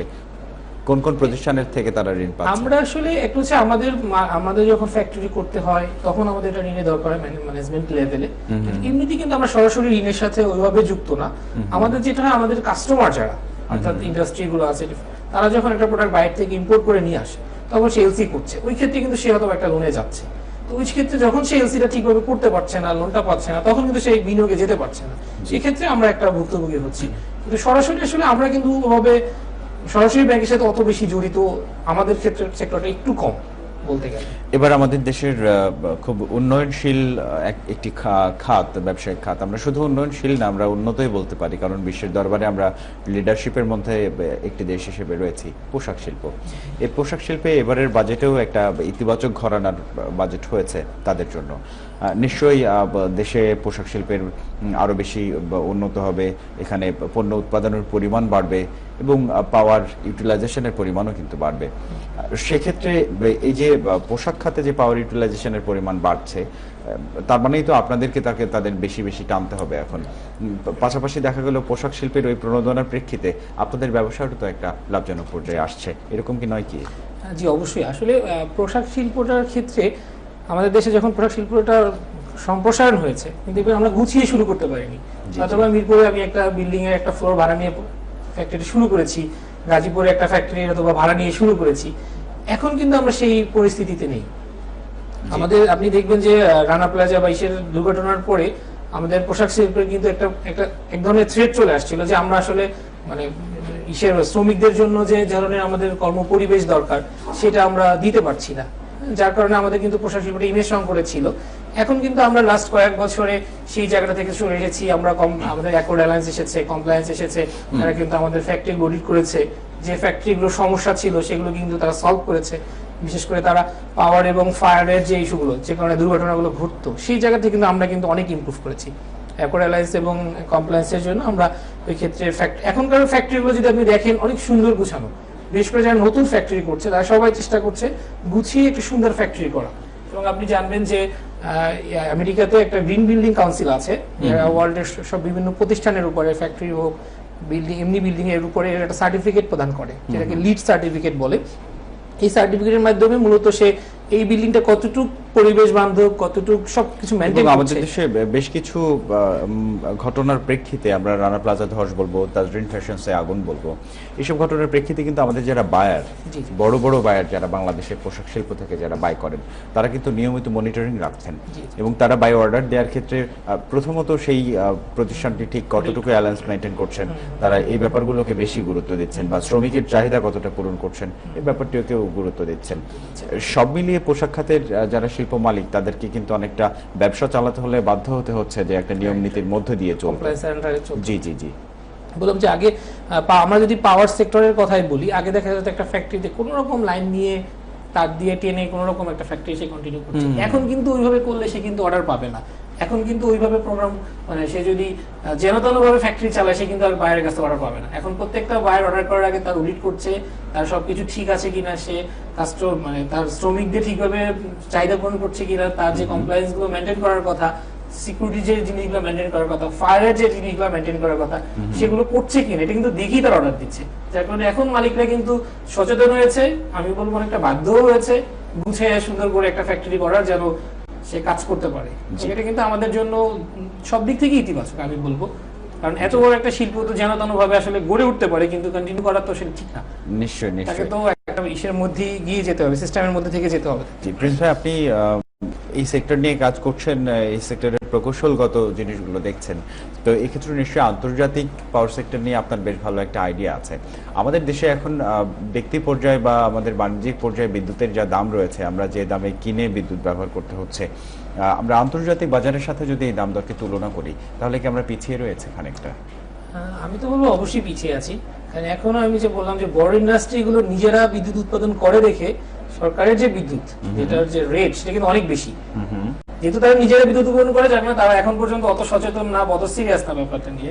যখন তারা একটা পর্যায়ে সবাই বাধ্য হবে সরকারের কাছ থেকে বিদ্যুৎ কিনতে, তখন কিন্তু তারা সচেতন হবে। কারণ এখন যদি আপনি ক্যাপটিভ পাওয়ারের কথা বলেন, আপনার পার ইউনিট প্রায় 4 থেকে 5 টাকা করে পার ইউনিট খরচ হয় একটা ফ্যাক্টরিগুলোতে, কিন্তু সরকারের কাছ থেকে নিতে গেলে কিন্তু তাকে 8 থেকে 10 টাকা খরচ করতে হয়, মানে অলমোস্ট কিন্তু দ্বিগুণ। এখন যখনই আপনার পাওয়ারের খরচটা দ্বিগুণ হয়ে যাবে, প্রভাবটা কিন্তু তার প্রোডাকশনের উপরে পড়বে, তখন কিন্তু তার অটোমেটিকলি তার নড়াচড়া শুরু করতে হবে, কারণ সে তো আর ওই অনুযায়ী সে বাইরে থেকে তো সে পাবে না, প্রাইস পাবে না। যখনই তার বিদ্যুতের বিলটা বেড়ে যাবে তখনই কিন্তু তার অটোমেটিকলি, এবং এখন কিন্তু অনেক গার্মেন্টস মালিক এটা বলে যে আমাদের কমপ্লায়েন্স আসছে, আমরা অনেক কিছু চেঞ্জ করছি, আমাদের তো খরচ তো দিচ্ছে না, আমাদের বেশি টাকা তো দিচ্ছে না কাস্টমার। সেক্ষেত্রে কিন্তু আমাদের বাইরের দেশের সরকার কিন্তু এই ব্যাপারে অনেক বেশি সিরিয়াস, তারা এই বিষয়গুলোতে অনেক বেশি ভর্তুকি দেয়। আমাদের দেশে কিন্তু এখনো হয়, এখনো শিল্প মালিকদেরকে নিজেদেরই করতে হয়। এই ভর্তুকি পর্যন্ত আসতে হলে আমাদের ঠিক আসলে আর কত বছর বা অর্ধ শতাব্দী কিনা অপেক্ষা করতে হবে? আমার মনে হয় যে আমরা ভর্তুকিটা সরকার হয়তো বা আমি মনে করি দেওয়া খুব জরুরি, এবং তার চেয়ে বেশি জরুরি হচ্ছে আমাদের সহজলভ্য বিদ্যুৎ উৎপাদন। আমরা যখন উৎপাদনটাকে সহজলভ্য করতে পারবো, তখন কিন্তু অটোমেটিক আমার বিদ্যুতের দাম বাড়াতে হবে না। এইদিকে একদিকে যেমন আপনারা সহজলভ্য বিদ্যুৎ উৎপাদনের জন্য চেষ্টা করছেন, আরেকদিকে কিন্তু আমাদের দেশের অনেকগুলো মেগা প্রজেক্ট একসাথে রান করতে যাচ্ছে। পদ্মা ব্রিজ আছে, আমাদের ঢাকা মেট্রো রেল প্রকল্প রয়েছেন, আবার ইকোনমিক জোন যে প্রায় 100টির উপরে ইকোনমিক জোন রয়েছেন। এইসব জায়গাগুলোতে সরবরাহের পরিমাণ তো আরো বেড়ে যাবে। তার মানে আপনারা যে পরিমাণে উৎপাদনের জন্য এই সেক্টরে কার্যক্রম চলছে, ঠিক সেই পরিমাণে কি আমাদের এই সমন্বয়টা রয়েছে? আমরা যে পরিমাণ সাপ্লাই দিতে হবে, যে পরিমাণ আমাদের উৎপাদনের প্রক্রিয়া চলছে, উৎপাদনের প্রক্রিয়া আমাদের এখন যেগুলো রানিং আছে, অর্থাৎ 14,000 মেগাওয়াট অলরেডি আমাদের প্রসেসে আছে, এবং আমাদের কিন্তু এখন বর্তমান 12,000 মেগাওয়াট উৎপাদন হচ্ছে। সেক্ষেত্রে আমি বলবো আমাদের ডেভেলপমেন্টের প্রসেসটা কিন্তু ভালো। কিন্তু সমস্যাটা যেটা হয়েছে, আমরা কিন্তু যেহেতু আমাদের অনেক বড়টা সংকট ছিল একটা সময়, বিদ্যুৎ খাতে একদমই খুবই খারাপ অবস্থা ছিল, সেখান থেকে আমরা চেঞ্জ করতে গিয়ে আমরা খুব রেন্টাল পাওয়ারের দিকে গেলাম। এখন এই রেন্টাল পাওয়ারে যেটা হচ্ছে, সরকার আপনাকে বিদ্যুৎ দিচ্ছে 8 টাকা 10 টাকায়, কিন্তু রেন্টাল পাওয়ারে কিন্তু বিদ্যুৎ উৎপাদন খরচ অনেক বেশি, সে হয়তো ওখান থেকে 15-16 টাকা থেকে কিনছে। তো এই যে সরকার ওখানে ভর্তুকিটা দিচ্ছে, যার কারণে কিন্তু সরকার নতুন ইনভেস্টটা করতে পারছে না, কারণ তাকে কিন্তু একটা জায়গায় খরচ করতে হচ্ছে। যখন আমরা ওই রেন্টাল থেকে সরে আসতে পারবো, আমরা সহজলভ্য বিদ্যুৎ যেমন কয়লা ভিত্তিক বিদ্যুৎটা যখন আমরা বাড়াতে পারবো, তখন কিন্তু সরকারের এই তখন আর এই ভর্তুকির পিছনে টাকাটা না দিয়ে সে সহজলভ্য বিদ্যুৎ উৎপাদনের দিকে টাকাটা খরচ করবে, তখন কিন্তু তার এই সংকটটা থাকবে না। জি, নাজমুল ইসলাম প্রিন্স, আমাদের ফেসবুকে আমাদের পেজে যে সরাসরি সম্প্রচারটি চলছে স্যাটেলাইটের পাশাপাশি, সেখানে কিছু মন্তব্য এসেছে, আমি মন্তব্যগুলো আপনাকে একটু সাথে নিয়ে পড়তে চাই। এজি বিদ্যান লিখেছেন, best wishes for all of you. Thank you এজি বিদ্যান। আমরান চৌধুরী থ্যাংক ইউ জানিয়েছেন আপনাকে। জাহিদুল জামি তিনিও লিখেছেন, গুড মর্নিং ফর বার্লিন থেকে আমাদের দেখছেন এবং তিনি উইশ করেছেন। ফাইজুর রহমান নিশ্চয়ই আপনার পরিচিত মানুষ হবেন, শুভকামনা রইল স্যার, আপনাকে স্যার বলে সম্বোধন করেছেন। মিলন আকন তিনি লিখেছেন, গো অ্যাহেড ব্রাদার। আমি জানি না আপনাকে আমাকে নাকি দুজনকেই বলেছেন। ওকে, থ্যাংক ইউ সবাইকে। আরেকজন মন্তব্য করেছেন যে বিদ্যুৎ সেক্টরে বৈদ্যুতিক বাল্ব এবং এসি ডিসি জেনারেটরের এসি ডিসি আইপিএস বুঝিয়েছেন উনি, এখানে দাম বৃদ্ধি পেয়েছে। এক্ষেত্রে আপনাদের পাওয়ার সেক্টরে কোনো নেগেটিভ প্রভাব পড়বে কিনা? অর্থাৎ উনি বোঝাতে চেয়েছেন যে দৈনন্দিন ব্যবহার যদি ইলেকট্রিসিটি জিনিসপত্র এর মধ্যে দুটি একটি দাম বৃদ্ধি পেয়েছে, এই কোনো নেগেটিভ প্রভাব রয়েছে কিনা? আপনি দেখবেন আমি সোলার নিয়ে বলেছিলাম যে সোলারের ক্ষেত্রে কিন্তু বিদ্যুৎটা মূলত ডিসি উৎপাদন হয়, আর আমরা যেটা বাসায় ইউজ করি এটা কিন্তু এসি। তো আমাকে যখন ডিসি থেকে এসিতে কনভার্ট করতে হয়, আমাকে একটা ইনভার্টার ইউজ করতে হয়। তো স্বাভাবিকভাবেই যখন আমার সেই ইনভার্টারের প্রাইস বেড়ে যাবে, আমার তো পার ইউনিট কস্ট এমনিতেই বেড়ে যাচ্ছে। নর্মালি আমাদের দেশে সোলারের ক্ষেত্রে যেটা হয়, আমরা এখনো বাংলাদেশের সোলার ওইভাবে নিজেরা তৈরি করতে পারি না, খুবই স্বল্প পরিসরে হয়, টোটালটা আমরা ইম্পোর্ট নির্ভর। তো ওখানে কিন্তু আমাদের অনেক বড় একটা খরচের অংশ আছে অলরেডি। সেক্ষেত্রে যদি নতুন করে আবার আমার এক্সেসরিজের দাম বেড়ে যায়, তখন কিন্তু আমার ওভারঅল কস্টিংটা এমনিতেই সোলারে কিন্তু আমরা এখন পর্যন্ত সহজলভ্য করতে পারিনি খরচের হিসাবে। হ্যাঁ, সেক্ষেত্রে অবশ্যই এটা প্রভাব পড়বে এখানে, যেহেতু আমার সে কস্টটা বেড়ে যাচ্ছে। জি, গ্রিন ফ্যাক্টর বলে এই পাওয়ার সেক্টরের একটি ভাষা রয়েছে। আমি গ্রিন ফ্যাক্টর শব্দটার সাথে আরেকটু বিশদভাবে পরিচিত হতে চাই আপনার মাধ্যমে। আপনি এটা দেখবেন যে আমাদের গার্মেন্টস শিল্পে আমি যেটা বলছিলাম যে তানজির বা রানা প্লাজার পরে যে একটা সংকট তৈরি হয়েছিল, এই সংকটটার মেইন ছিল যে আমরা আমাদের যে ফ্যাক্টরিগুলো আমরা গুছিয়ে করছি না, বা আমরা আমাদের যে শ্রমিক বান্ধব না, আমরা শ্রমিকদের নিরাপত্তা নিয়ে আমরা ভাবছি না। এটা ধরনের একটা বড় ধরনের সংকট আমাদের দেশে তৈরি হয়েছিল। এখন এই সংকটটা যে আমার যে ফ্যাক্টরিটা আসলেই পরিবেশ বান্ধব, আমার ফ্যাক্টরি যে আসলেই এমপ্লয়ি বান্ধব, এটার একটা বড় সার্টিফিকেট হচ্ছে গ্রিন ফ্যাক্টরি সার্টিফিকেট। আচ্ছা আচ্ছা। আপনি জানবেন যে 1999 সালে যুক্তরাষ্ট্রে United state green building council, USGBC বলে একটা প্রতিষ্ঠান যারা সারা বিশ্বেই ভবন এবং প্রতিষ্ঠানের সার্টিফিকেশন প্রদান করে, লিড নাম একটা সার্টিফিকেট প্রদান করে, যার হচ্ছে leadership in energy and environment design. অর্থাৎ আপনি আপনার প্রতিষ্ঠানটাকে এনার্জি এবং এনভায়রনমেন্টের দিক থেকে কত এফিসিয়েন্ট করলেন তার উপর তারা একটা সার্টিফিকেট প্রদান করে, এবং তাদের হচ্ছে 110 পয়েন্টের একটা আছে সেখান থেকে। অর্থাৎ যদি 80 পয়েন্ট প্লাস হয় তখন আমরা তাকে বলে প্লাটিনাম, অর্থাৎ এই আপনার এই প্রতিষ্ঠানটা প্লাটিনাম সার্টিফাইড। এরপরে 60 থেকে 69 পর্যন্ত হলে গোল্ড, দেন সিলভার, দেন শুধু সার্টিফাইড। ওকে। এর ফলে যেটা হচ্ছে আমার ফ্যাক্টরিটা আমি যতই মুখে বলি যে আমার খুব সব কমপ্লেক্স মেইনটেইন আছে, কিন্তু সেটা কিন্তু আমরা সহজে সবার কাছে বলবো কি প্রুফ আছে। যখনই আপনি এই গ্রিন বিল্ডিং কাউন্সিল থেকে সার্টিফিকেশনটা নিতে পারবেন তখন আমাকে কিন্তু আলাদা করে বলার দরকার নেই আমি কমপ্লেক্স মেইনটেইন করি, এটা করি, সেটা কিছু দরকার নেই। আমার সার্টিফিকেটই বলে দেবে ওয়ার্ল্ড ওয়াইড যে হ্যাঁ আমি প্লাটিনাম আমার ফ্যাক্টরি, তার মানে আমি 100% আমি প্রপারলি সবকিছু মেইনটেইন করছি। এবং সবচেয়ে বেশি যেটা আমার এই যে ফ্যাক্টরিটা সেটা পরিবেশের ক্ষতি করছে না। কারণ আপনি যখন একটা শিল্প প্রতিষ্ঠান করবেন সেটা আপনার পরিবেশ ক্ষতি করবে। যেমন আপনি দেখবেন বিভিন্ন জায়গায় যেটা হয়, একটা ফ্যাক্টরি হচ্ছে পাশের যে নরমাল সবুজ যে ক্ষেত ছিল, মাঠ ছিল, সব ধ্বংস হয়ে যাচ্ছে। একটা ডাইং ফ্যাক্টরি হচ্ছে পাশের খাল একদম রঙিন হয়ে যাচ্ছে, সে সাদা পানি আর থাকছে না। তো আপনার ফ্যাক্টরি যদি আপনার পরিবেশকে ক্ষতি করে সেটা তো আপনার ফিউচারের জন্য ভালো কিছু বহন করছে না। আপনি এখন অথবা আর্নিং করছেন ফ্যাক্টরি করে, কিন্তু ইন ফিউচারে আপনার দেশের জন্য, আপনার নিজের জন্য, ভবিষ্যৎ প্রজন্মের জন্য কোনো ভালো কিছু আসছে না। গ্রিন বিল্ডিং কাউন্সিল এই জায়গাটাতে কাজ করে। অর্থাৎ এক্ষেত্রে আপনার ফ্যাক্টরিতে যেন সাপোজ আমরা পানি ইউজ করি, আমরা খুব সহজেই কিন্তু মোটর থেকে পানি তুলতে পারি, কিন্তু এই পানিটা ভূগর্ভস্থে যেতে কিন্তু একটা দীর্ঘ প্রসেস এবং বিভিন্ন পরিবেশে বিভিন্ন সমস্যার কারণে সম্পূর্ণটা যায় না। তো আমরা যে পানিটা ভূগর্ভস্থ থেকে তুললাম এই পানিটাকে যদি আমরা রিউজ করতে পারি, অর্থাৎ এটাকে পরিশোধন করে আবার পুনরায় ইউজ করতে পারি, তাহলে কিন্তু আমার আর নতুন করে পানি তুলতে হচ্ছে না। সেক্ষেত্রে দুইটা সুবিধা, একটা হচ্ছে আমার পরিবেশের ভারসাম্য থাকছে, পাশাপাশি যেটা হচ্ছে এই যে পানিটাকে আমি তুলতে গেলে আমার যে এনার্জি খরচটা হচ্ছে সেটা আমার এনার্জি লাগছে, দুই জায়গাতেই কিন্তু আমি সুবিধা পাচ্ছি। জি। পাশাপাশি যে ট্রাই বলেছিল যে বিভিন্ন এলইডি বা এসে লাইটের কথা, অর্থাৎ আমি যে মেশিনটা ব্যবহার করব, আমি যে প্রযুক্তিটা ব্যবহার করব, এটা তো যত লেটেস্ট প্রযুক্তি আসে স্বাভাবিকভাবেই তারা অনেক বেশি ইফিসিয়েন্ট হয়, স্বাভাবিক। এখন আমি ইফিসিয়েন্ট প্রযুক্তিটা ইউজ করছি কিনা এটার উপরে কিন্তু ওরা একটা মার্কিং করে। অর্থাৎ আমার প্রতিষ্ঠানে যে মেশিনারিজগুলো আছে, দেখা গেল একটা সাপোজ একটা ফ্যান, সে হয়তো বা হতে পারে 100 ওয়াটের, হতে পারে 20-30 ওয়াটের। এখন আমি কি আসলে 100 ওয়াটের ফ্যানটা ইউজ করছি কিনা, 20-30 ওয়াটের ইউজ করছি কিনা? আমি যখন একটা 100 ওয়াটের ফ্যান ইউজ করবো, স্বাভাবিকভাবে সে যে পরিমাণ বিদ্যুৎ খরচ করবে, আমি যখন 30 করবো তখন আমার 70 বিদ্যুৎ কিন্তু সেভ হয়ে যাচ্ছে। তার মানে এই 70 দিয়ে কিন্তু আমি আরো 2টা ফ্যান চালাতে পারছি। স্বাভাবিক এটা আমার পরিবেশের জন্য ভালো, আমার এবং যারা এই ফ্যাক্টরিটা করে তাদের জন্য ভালো, কারণ তার বিদ্যুৎ বিলটা কমে আসতেছে, তার পানির ইসের খরচটা কমে আসতেছে, সব মিলেছে কিন্তু এখানে আমাদের এই যে আবাসিক ভবন বলি কিংবা আমরা বাণিজ্যিক ভবন বলি না কেন, সেখানে অগ্নি নিরাপত্তার জন্য বেশ সচেতনতা সৃষ্টি করা হয়, অ্যাওয়ারনেসের জন্য বিভিন্ন রকম সেমিনার হয়ে থাকে। এমনকি সিটি কর্পোরেশনের মধ্যে বা আমাদের মেট্রোপলিটনের মধ্যে যেসব ভবন রয়েছে সেখানে মাসিক বা বাৎসরিক একটা ট্রেনিংয়েরও ব্যবস্থা করা হয়। এই যে অগ্নি নিরাপত্তা বা একটি ফ্যাক্টর, এবং অগ্নি নিরাপত্তার পাশাপাশি আমাদের ইলেকট্রিসিটি থেকে একটা নিরাপত্তার যে একটা জ্ঞান দরকার রয়েছে, বা ইলেকট্রিসিটি কানেক্টিভিটির ক্ষেত্রে কিছু কিছু সতর্কতা মেনটেনের দরকার রয়েছে। হয়তো এমন একটি বিল্ডিং আপনি পাবেন একজন প্রকৌশলী হিসেবে যেটিতে আপনাকে ইলেকট্রিসিটি সার্ভিস দিতে হবে, বাট সেই ভবনটি আসলে আপনার সার্ভিস নেওয়ার যোগ্য না, এরকম কি কখনো চোখে পড়ে? না, এটা তো অবশ্যই। কারণ আপনি দেখবেন আমাদের দেশের মানুষের এখনো একটা কনসেপ্ট আছে যে পানি লাগছে, সো পানি, আগুন লাগছে পানি দাও, পানি দিয়ে ভিজে দাও।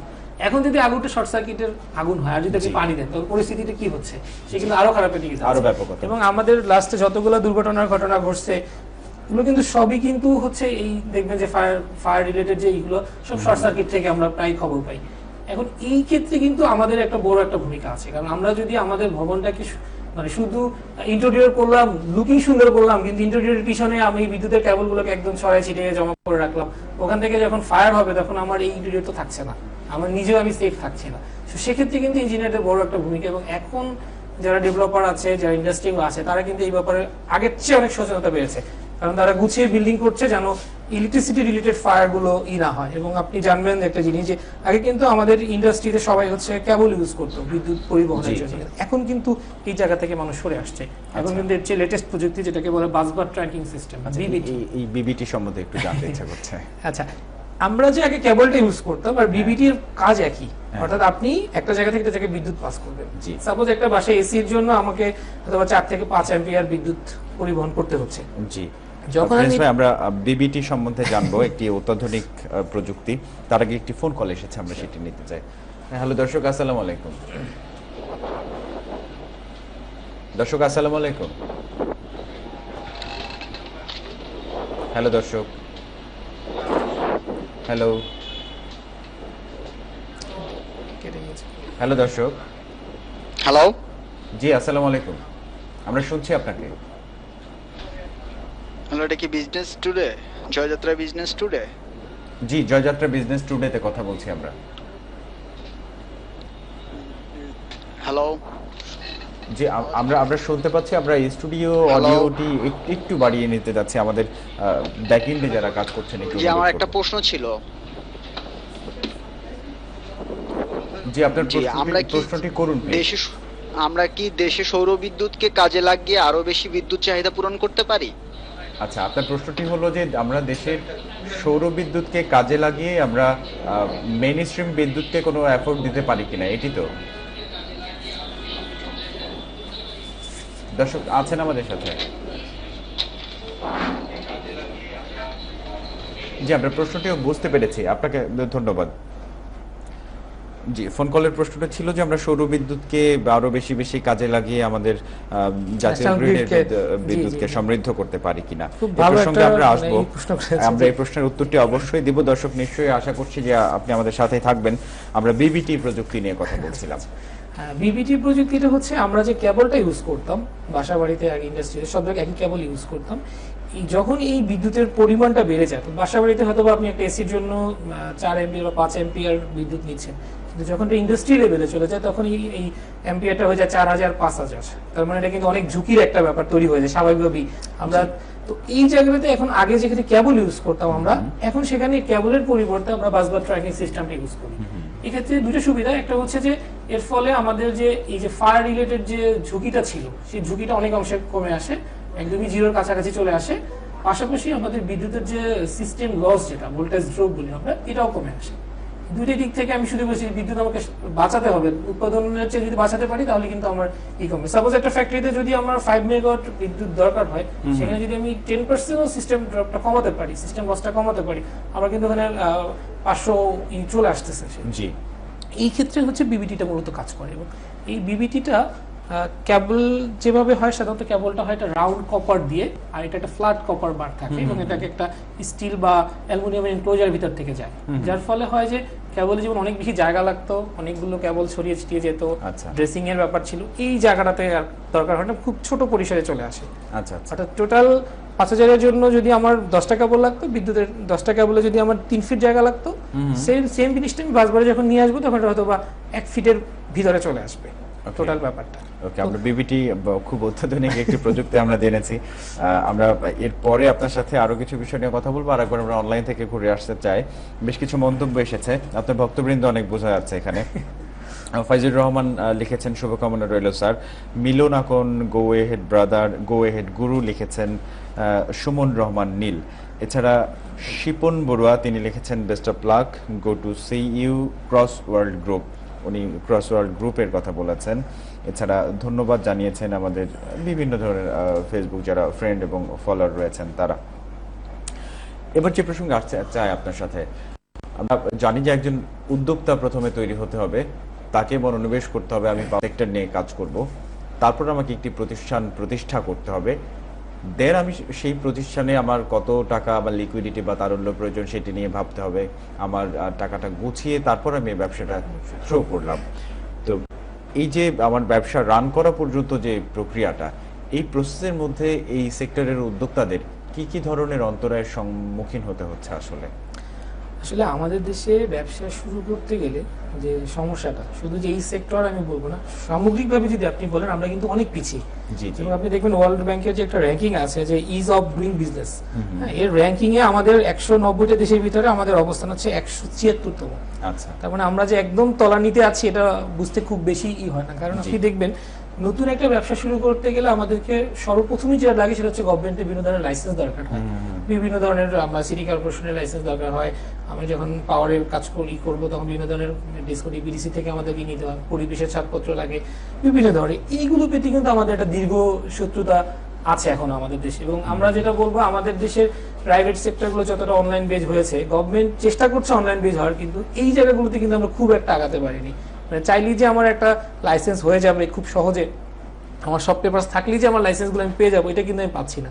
এটা দীর্ঘ প্রসেস। এবং অনেক সময় হয় কি, একটা সার্টিফিকেটের জন্য আমার যেই সার্টিফিকেটের দরকার ওইটার জন্য আবার অন্য একটা সার্টিফিকেট, সব মিলে একটা জটলা তৈরি হয়ে যায়, যার কারণে কিন্তু আমরা ওই জায়গাটাতে পিছিয়ে থাকি। এরপরে যখন সাপোজ আমি বিদ্যুৎ সেক্টরে একটা ছোট একটা ফ্যাক্টরি করবো, সেক্ষেত্রে কিন্তু বিদ্যুৎ সংযোগ নিতে হবে। এই সংযোগ নেওয়াটা কিন্তু আবার একটা দীর্ঘ প্রসেস। আমাদের দেশে নর্মালি বিদ্যুতের সংযোগ নিতে প্রায় 223 দিন লাগে নর্মাল যে কোনো একটা প্রতিষ্ঠান বা ইন্ডাস্ট্রিতে বিদ্যুতের সংযোগ নিতে। যেটা আপনি যদি আমাদের চেয়ে অনেক পিছিয়ে থাকা দেশ আফগানিস্তান, সেখানেও 114 দিন লাগে, এবং আমাদের পাশের দেশ মায়ানমার, এখানে লাগে 77 দিন। তার মানে আমরা কিন্তু অনেক পিছিয়ে এই জায়গাগুলো। অর্থাৎ আপনি যদি আপনার সাপোজ আপনি চ্যানেল করবেন, সেখানে যে বিদ্যুতের লাইনটা নেবেন আপনাকে কিন্তু 250 দিন ওয়েট করতে হবে শুধুমাত্র। তার মানে আপনি আজকে যদি শুরু করেন, আপনাকে কিন্তু অলমোস্ট 300-400 দিন পরে গিয়ে প্র্যাকটিক্যালি আপনি ফিল্ডে করতে পারবেন। এই জায়গাগুলোতে কিন্তু আমরা আসলে অনেক পিছিয়ে। এর পাশাপাশি যখন আমার স্বাভাবিকভাবেই যারা ব্যবসা করে কিছু ব্যাংক ফিনান্সের দরকার হয়, এই জায়গাগুলোতে কিন্তু আমাদের অনেক পিছিয়ে থাকতে হয়। সেম আমাদের এই সেক্টরে কাজ করতে গেলে একই অবস্থা। পাশাপাশি আমাদের সাধারণত এখনো আমাদের দেশের পাওয়ার সেক্টরটা, মানে আমাদের যে র ম্যাটেরিয়ালস গুলো আমাদের সব ইম্পোর্ট রিলেটেড, এই ক্ষেত্রে আমাদের কিছু ট্যাক্স জটিলতা আছে। যেমন আপনি দেখবেন এই ডিবিটির কথা যে আমি বলছিলাম, আমরা পাওয়ার সেক্টরের উদ্যোক্তা তৈরি প্রসঙ্গে আরো অনেক আলাপ করব। আরেকটি বিরতি নেওয়ার সময় হয়েছে। দর্শক, আপনারা দেখছেন ক্রস ওয়ার্ল্ড পাওয়ার লিমিটেডের প্রকৌশলী নাজমুল ইসলাম প্রিন্স আমাদের সাথে রয়েছেন। আমরা কথা বলছি বাংলাদেশের পাওয়ার সেক্টর নিয়ে, কথা বলবো আরো, ফিরছি বিরতির পর।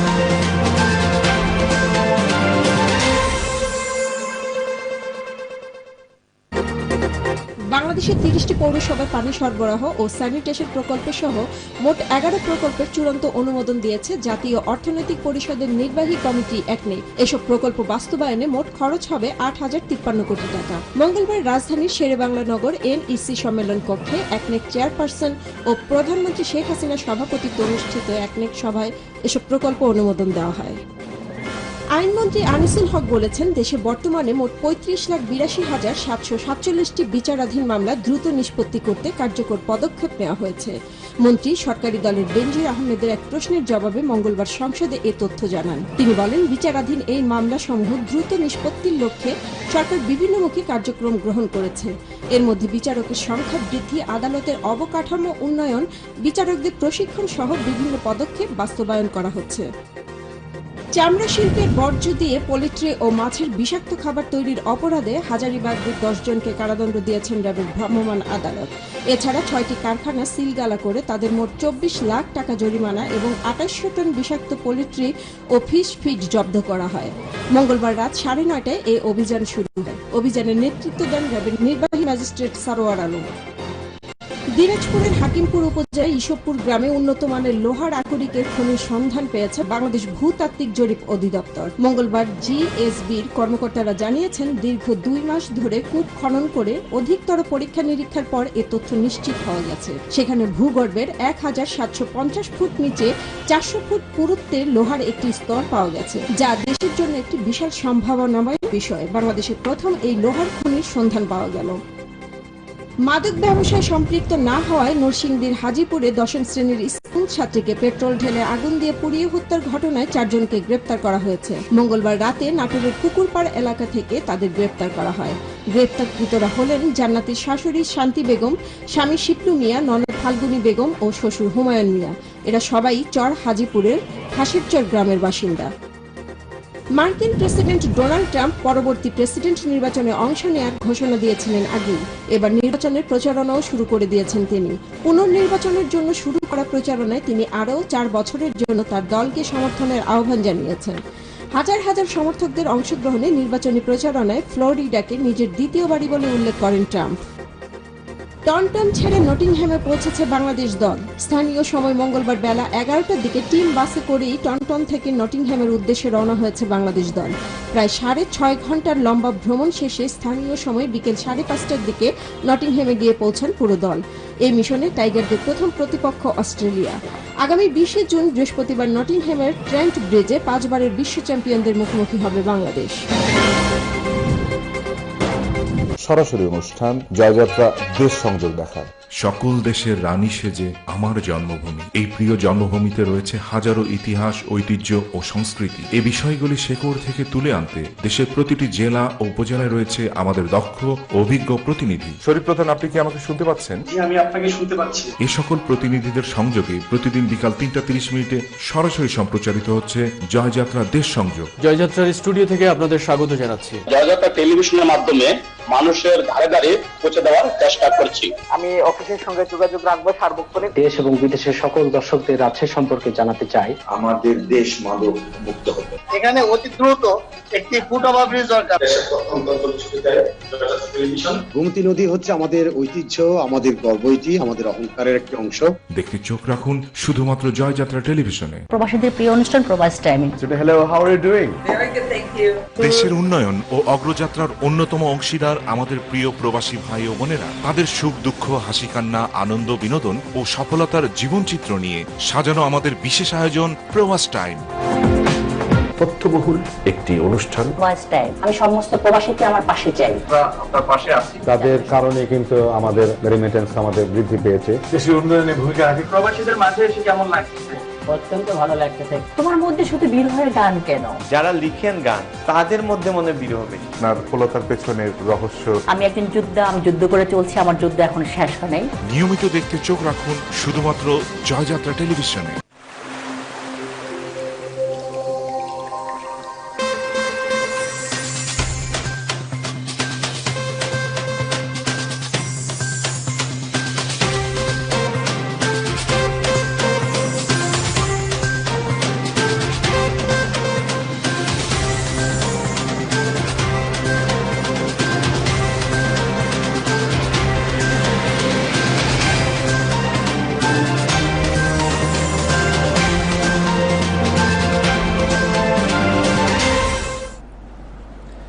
বিরতির পর আরেকবার আমন্ত্রণ জয়যাত্রা বিজনেস টুডে। আজ আমরা কথা বলছি পাওয়ার সেক্টর নিয়ে। আমাদের স্টুডিওতে উপস্থিত রয়েছেন, আপনারা আগেই পরিচিত করেছে আপনাদের সাথে, ক্রসওয়ার্ল্ড পাওয়ার লিমিটেডের প্রকৌশলী নাজমুল ইসলাম প্রিন্স ভাই। আমরা প্রিন্স ভাইয়ের সাথে আলোচনায় ফিরছি। প্রিন্স ভাই, আমরা উদ্যোক্তা তৈরিতে অন্তরায়গুলো নিয়ে কথা বলছিলাম পাওয়ার সেক্টরে। আসলে আমি যেটা বলছিলাম, অর্থাৎ পাওয়ার সেক্টরে যেটা হচ্ছে যে যখন আমি বিজনেস করতে যাব, আমাকে শুরুতেই অনেক বড় যে ঝুঁকি ঝামেলা, সেটা হচ্ছে লাইসেন্স নেওয়া, তারপরে হচ্ছে সরকারি বিদ্যুৎ সংযোগ নেওয়া। এই সব কিছু করতে করতে কিন্তু আমার অলমোস্ট একটা দীর্ঘ সময় চলে যায়। এরপরে কিন্তু আমরা আসলে মার্কেটে আসতে পারি হচ্ছে বিজনেস করার জন্য। এখন এই ক্ষেত্রে যে বললাম যে আমার ম্যাক্সিমাম প্রোডাক্টগুলো আমি ইম্পোর্ট করে নিয়ে আসতে হয়। গভর্নমেন্টের এখন যে পলিসিটা দেখা গেছে সেম, আমি যদি বাস বা ট্রেনিং সিস্টেম বা আমাদের যে প্যানেলগুলো আছে, এগুলো যখন যখন গার্মেন্টস মালিক সে নিয়ে আসবে, তখন তার জন্য ডিউটি হচ্ছে 1%। জি। কিন্তু সেম জিনিসটা যখন আমি নিয়ে আসবো, তখন আমার জন্য হচ্ছে 39%। আচ্ছা আচ্ছা, সেম প্রোডাক্ট। এখানে কি আপনারা এই সেক্টর থেকে লাভ করছেন বেশি, সেই জন্য এই পার্সেন্টেজ তারতম্য? সরকারের মূলত ট্যাক্সটা হচ্ছে 39%, কিন্তু যখন গার্মেন্টস মালিক আনবে বিশেষ একটা প্রণোদনার জন্য তাকে 1% করে দিচ্ছে। আচ্ছা আচ্ছা। তো যখন আমি এটা 100 টাকার একটা প্রোডাক্ট বাইরে থেকে নিয়ে আসবো, তার ইম্পোর্ট কস্ট কিন্তু 1% 1 টাকা। জি, 101 টাকা। সাথে ধরলাম আরো 1-2 টাকা তার সিএনএফ আদার্স খরচ আছে। কিন্তু আপনাদের আনতে হলে 139 টাকা দিই। তাকে তার আনতে খরচ হচ্ছে 102 টাকা, আমার আনতেই খরচ হচ্ছে 140 টাকা। এখন আমি 140 টাকার পর যখন তার কাছে আবার বিক্রি করতে যাব, জি জি, তখন আমি তার কাছে কয় টাকা বিক্রি করব? জি, তার মানে এই প্রণোদনার একটা ঘাটতি এখানে রয়ে গেছে। প্রসঙ্গে কথা বলবো, আরেকটা টেলিফোন নিতে চাই। হ্যালো দর্শক, কে আছেন আমাদের সাথে, কোথা থেকে কথা বলছেন? হ্যালো, আসসালামু আলাইকুম। জি, ওয়ালাইকুম আসসালাম। জি দর্শক, আমরা শুনতে পাচ্ছি আপনাকে, আপনার প্রশ্নটি করুন। সংযোগটি বিচ্ছিন্ন হয়েছে।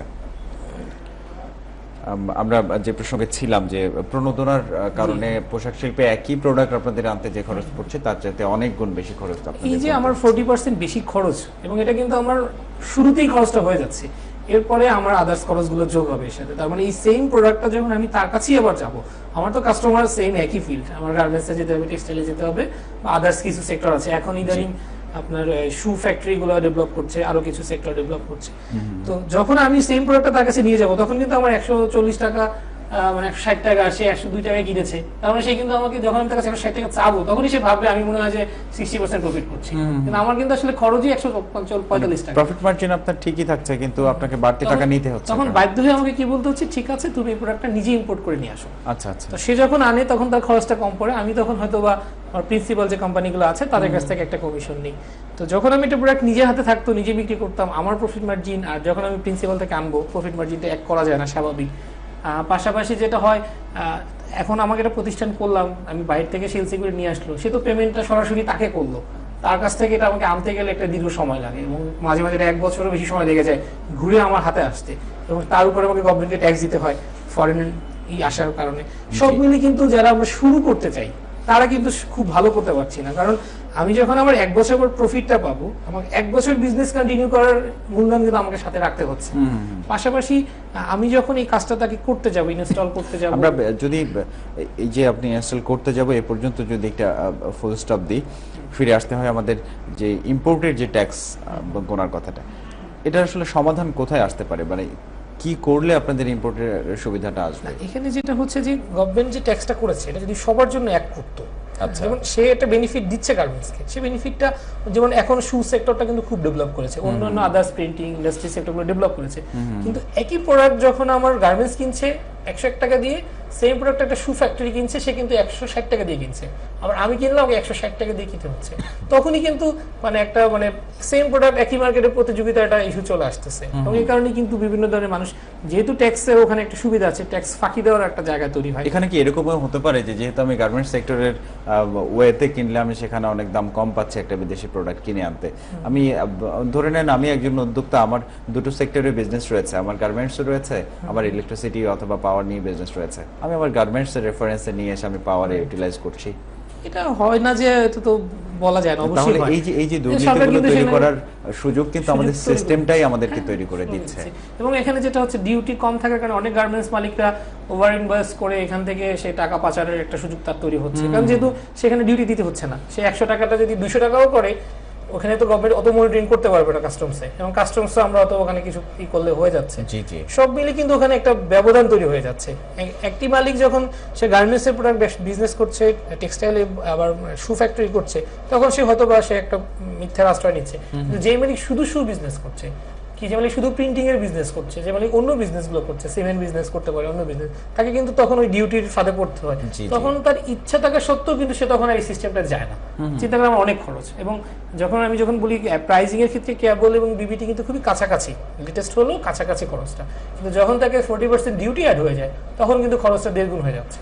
তখন সে ইচ্ছা থাকা সত্ত্বেও একটা প্রিন্টিং ফ্যাক্টরি সে হয়তো বিবিটিতে যাচ্ছে না, কারণ তার ডিউটি দিতে হচ্ছে।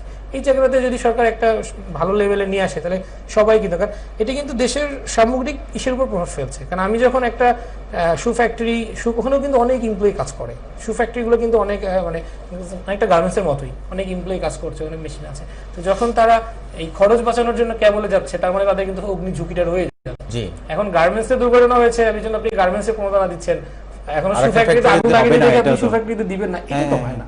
এই ক্ষেত্রে কিন্তু গভর্নমেন্টের একটা ভর্তুকি বা একটা, ইভেন দেখবেন আমাদের দেশে যে ট্রান্সফরমার গুলো কি হয়, সাধারণত অয়েল টাইপ যেটা ট্রান্সফরমার, এটা আমাদের দেশেই তৈরি হয়, কিন্তু ড্রাই টাইপ ট্রান্সফরমার যেটা হচ্ছে মেইনটেনেন্স ফ্রি ট্রান্সফরমার, এটা কিন্তু আমাদের দেশে তৈরি হয় না এখন পর্যন্ত, অত ভালো আকারে বাণিজ্যিক আকারে তৈরি হয়, কম হয়, খুবই কম পরিসরে।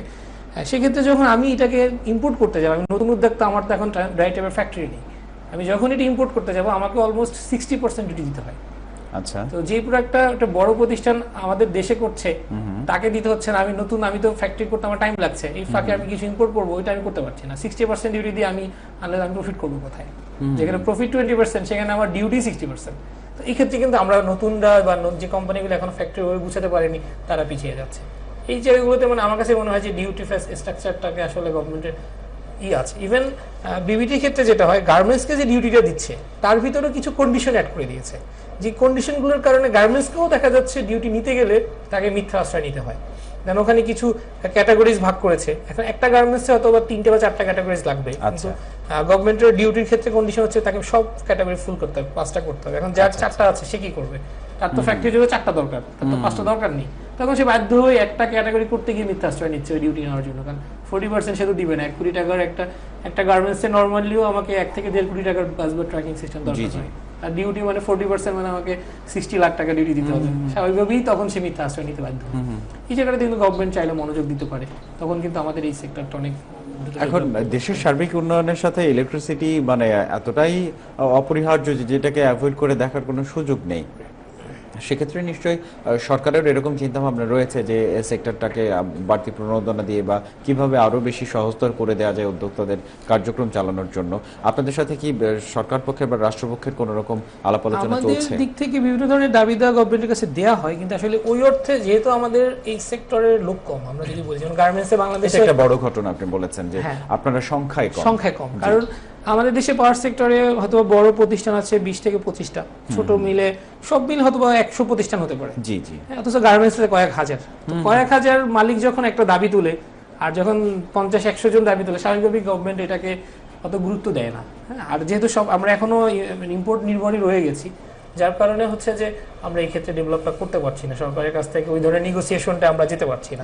এক্ষেত্রে আমরা পিছিয়ে আছি আমাদের আসলে এই নিজেদের ইস্যুর কারণেই। জি, আমাদের একটা টেলিফোন এসেছিল যেখানে প্রশ্ন রাখা হয়েছিল যে সৌর বিদ্যুৎকে আমরা আরো বেশি কাজে লাগিয়ে আমরা আমাদের জাতীয় গ্রিডে সে বিদ্যুৎটি অ্যাফোর্ড দিতে পারি কিনা। আমরা এই উত্তরটি শুনবো, তার আগে আরেকটি টেলিফোনের সাথে আমরা সেটিও জেনে নিতে চাই। হ্যালো দর্শক, আসসালামু আলাইকুম। হ্যালো দর্শক, আসসালামু আলাইকুম। হ্যালো দর্শক, শুনতে পাচ্ছেন আমাদের? হ্যালো, জি আসসালামু আলাইকুম। হ্যালো, জি আসসালামু আলাইকুম। আসসালাম। আপনার আমি কুষ্টিয়া থেকে বলছিলাম। জি, কুষ্টিয়া থেকে আপনার কথা বলুন। জি, আমি কুষ্টিয়া থেকে বলছিলাম। আমার একটি প্রশ্ন ছিল। জি, আপনার প্রশ্ন করুন, আমরা শুনছি। ছিল আমি বিজনেস, আপনার প্রশ্নটি বলুন, আমরা শুনতে পাচ্ছি। বিজনেস টুডে আমি প্রতিদিনই দেখি, তো আমার একটা প্রশ্ন ছিল যে সরকার উচ্চ মূল্যে এলএনজি আমদানি করবে, এতে কি বিদ্যুতের দাম বেড়ে যাবে না? আমাদের জন্য কি সেটা চাপ সৃষ্টি হবে না? অন্য কোনো ভাবে এই চাপ কমানোর সুযোগ ছিল? আচ্ছা, আপনি আমদানির ক্ষেত্রে যে চাপ বৃদ্ধি, নিশ্চয়ই আপনার এই প্রশ্নের উত্তর আমরা দেওয়ার চেষ্টা করব। আমাদের সাথেই থাকুন। ধন্যবাদ আপনাকে। দর্শক, আমরা যদি প্রথমে যে ফোন কলটি আসলো সেটির প্রসঙ্গে আসি, তাহলে সেখানে উত্তরটি এরকম যে সৌর বিদ্যুৎকে জাতীয় গ্রিডে অ্যাফোর্ড দেওয়ার। আপনি দেখবেন আমাদের দেশে 2003 থেকে মূলত সৌর বিদ্যুতের যাত্রা শুরু, এবং তখন কিছু এনজিও, ইটকল, গ্রামীণ শক্তি, বিভিন্ন এনজিও গুলোতে মূলত গ্রাম পর্যায়ে সৌর বিদ্যুৎটাকে পৌঁছে দেয়। তখন কিন্তু আসলে মানে বিদ্যুতের এই সৌর বিদ্যুৎটা অনেক বেশি ব্যয়বহুল ছিল, যার কারণে সাধারণ মানুষ হয়তো বা 20 ওয়াট বা 40 ওয়াট বিদ্যুৎ, সোলার বিদ্যুৎ অথবা 2টা বা 3টা ফ্যান লাইট জ্বালাতো, একটা বা ফ্যান চালাতো, এইভাবে ছোট পরিসরেই আসলে এই সৌর বিদ্যুৎটার যাত্রা শুরু হয়। এবং ইটকল এখানে কিন্তু অনেক বেশি ফিনান্স করেছে বাংলাদেশে, যার কারণে এটা দ্রুত গ্রাম পর্যায়ে চলে গিয়েছে। ওই সময়টার জন্য এটা খুবই ইফেক্টিভ ছিল যে গ্রাম পর্যায়ে আলোকিত হচ্ছে। যখন সরকার এটা সিদ্ধান্ত নেয়, এটা সম্ভবত 2010-এর দিকে এসে সরকার সিদ্ধান্ত নেয় যে আবাসিক শহরের আবাসিক ইসেরগুলোতেও সোলার বাধ্যতামূলকভাবে লাগাতে হবে। জি, তো তখন যেটা হলো, সাধারণ শহরের মানুষ তো আসলে বিদ্যুৎ পাচ্ছে, তো যার কারণে কিন্তু তার কাছে সোলার নিয়ে অত বেশি মানে আগ্রহের জায়গাটা কম ছিল। এখানে তো একটা শতাংশ হিসাবও বেঁধে দেওয়া হয়েছে, একটা শতাংশ হিসাবে দেওয়া ছিল, 3% ছিল আবাসিক, সেক্ষেত্রে 7% ছিল, এভাবে একটা ভাগ করা ছিল। তো এক্ষেত্রে যেটা হয়েছে, সাধারণ মানুষের মাঝে কোনো ধরনের সচেতনতা, কোনো ধরনের অ্যাওয়ারনেস কিছু না দিয়ে হঠাৎ করে একটা আইন করে দেওয়া হয়েছিল যে প্রত্যেককে এই সোলার প্যানেলটা বাধ্যতামূলক লাগাতে হবে যদি বিদ্যুতের সংযোগ নিতে হয়। প্রথমে বলা হয়েছিল যে লাগালে সে অগ্রাধিকার পাবে, পরে এটা হয়ে গেছে যে সংযোগ পেতে হলে তাকে নিতে হবে। আমরা আরেকটি টেলিফোন নিতে চাই। দর্শক, আসসালামু আলাইকুম। হ্যালো দর্শক, হ্যালো দর্শক, আসসালামু আলাইকুম। আসসালামু আলাইকুম, আপনার পরিচয় দিয়ে প্রশ্ন বলুন। জি জি, আমরা শুনতে পাচ্ছি, আপনি বলুন। শুনতে পাচ্ছেন? জি আমরা শুনতে পাচ্ছি, আপনার প্রশ্নটি বলুন প্লিজ। আমার একটা প্রশ্ন হচ্ছে যে বিজনেস যে বাংলাদেশে এত উন্নত করছে, তাহলে বাংলাদেশের অর্থনৈতিক কেন উন্নত হচ্ছে না? আপনার প্রশ্নটি একটু অস্পষ্ট রয়েছে, আপনি আরেকবার যদি বলেন।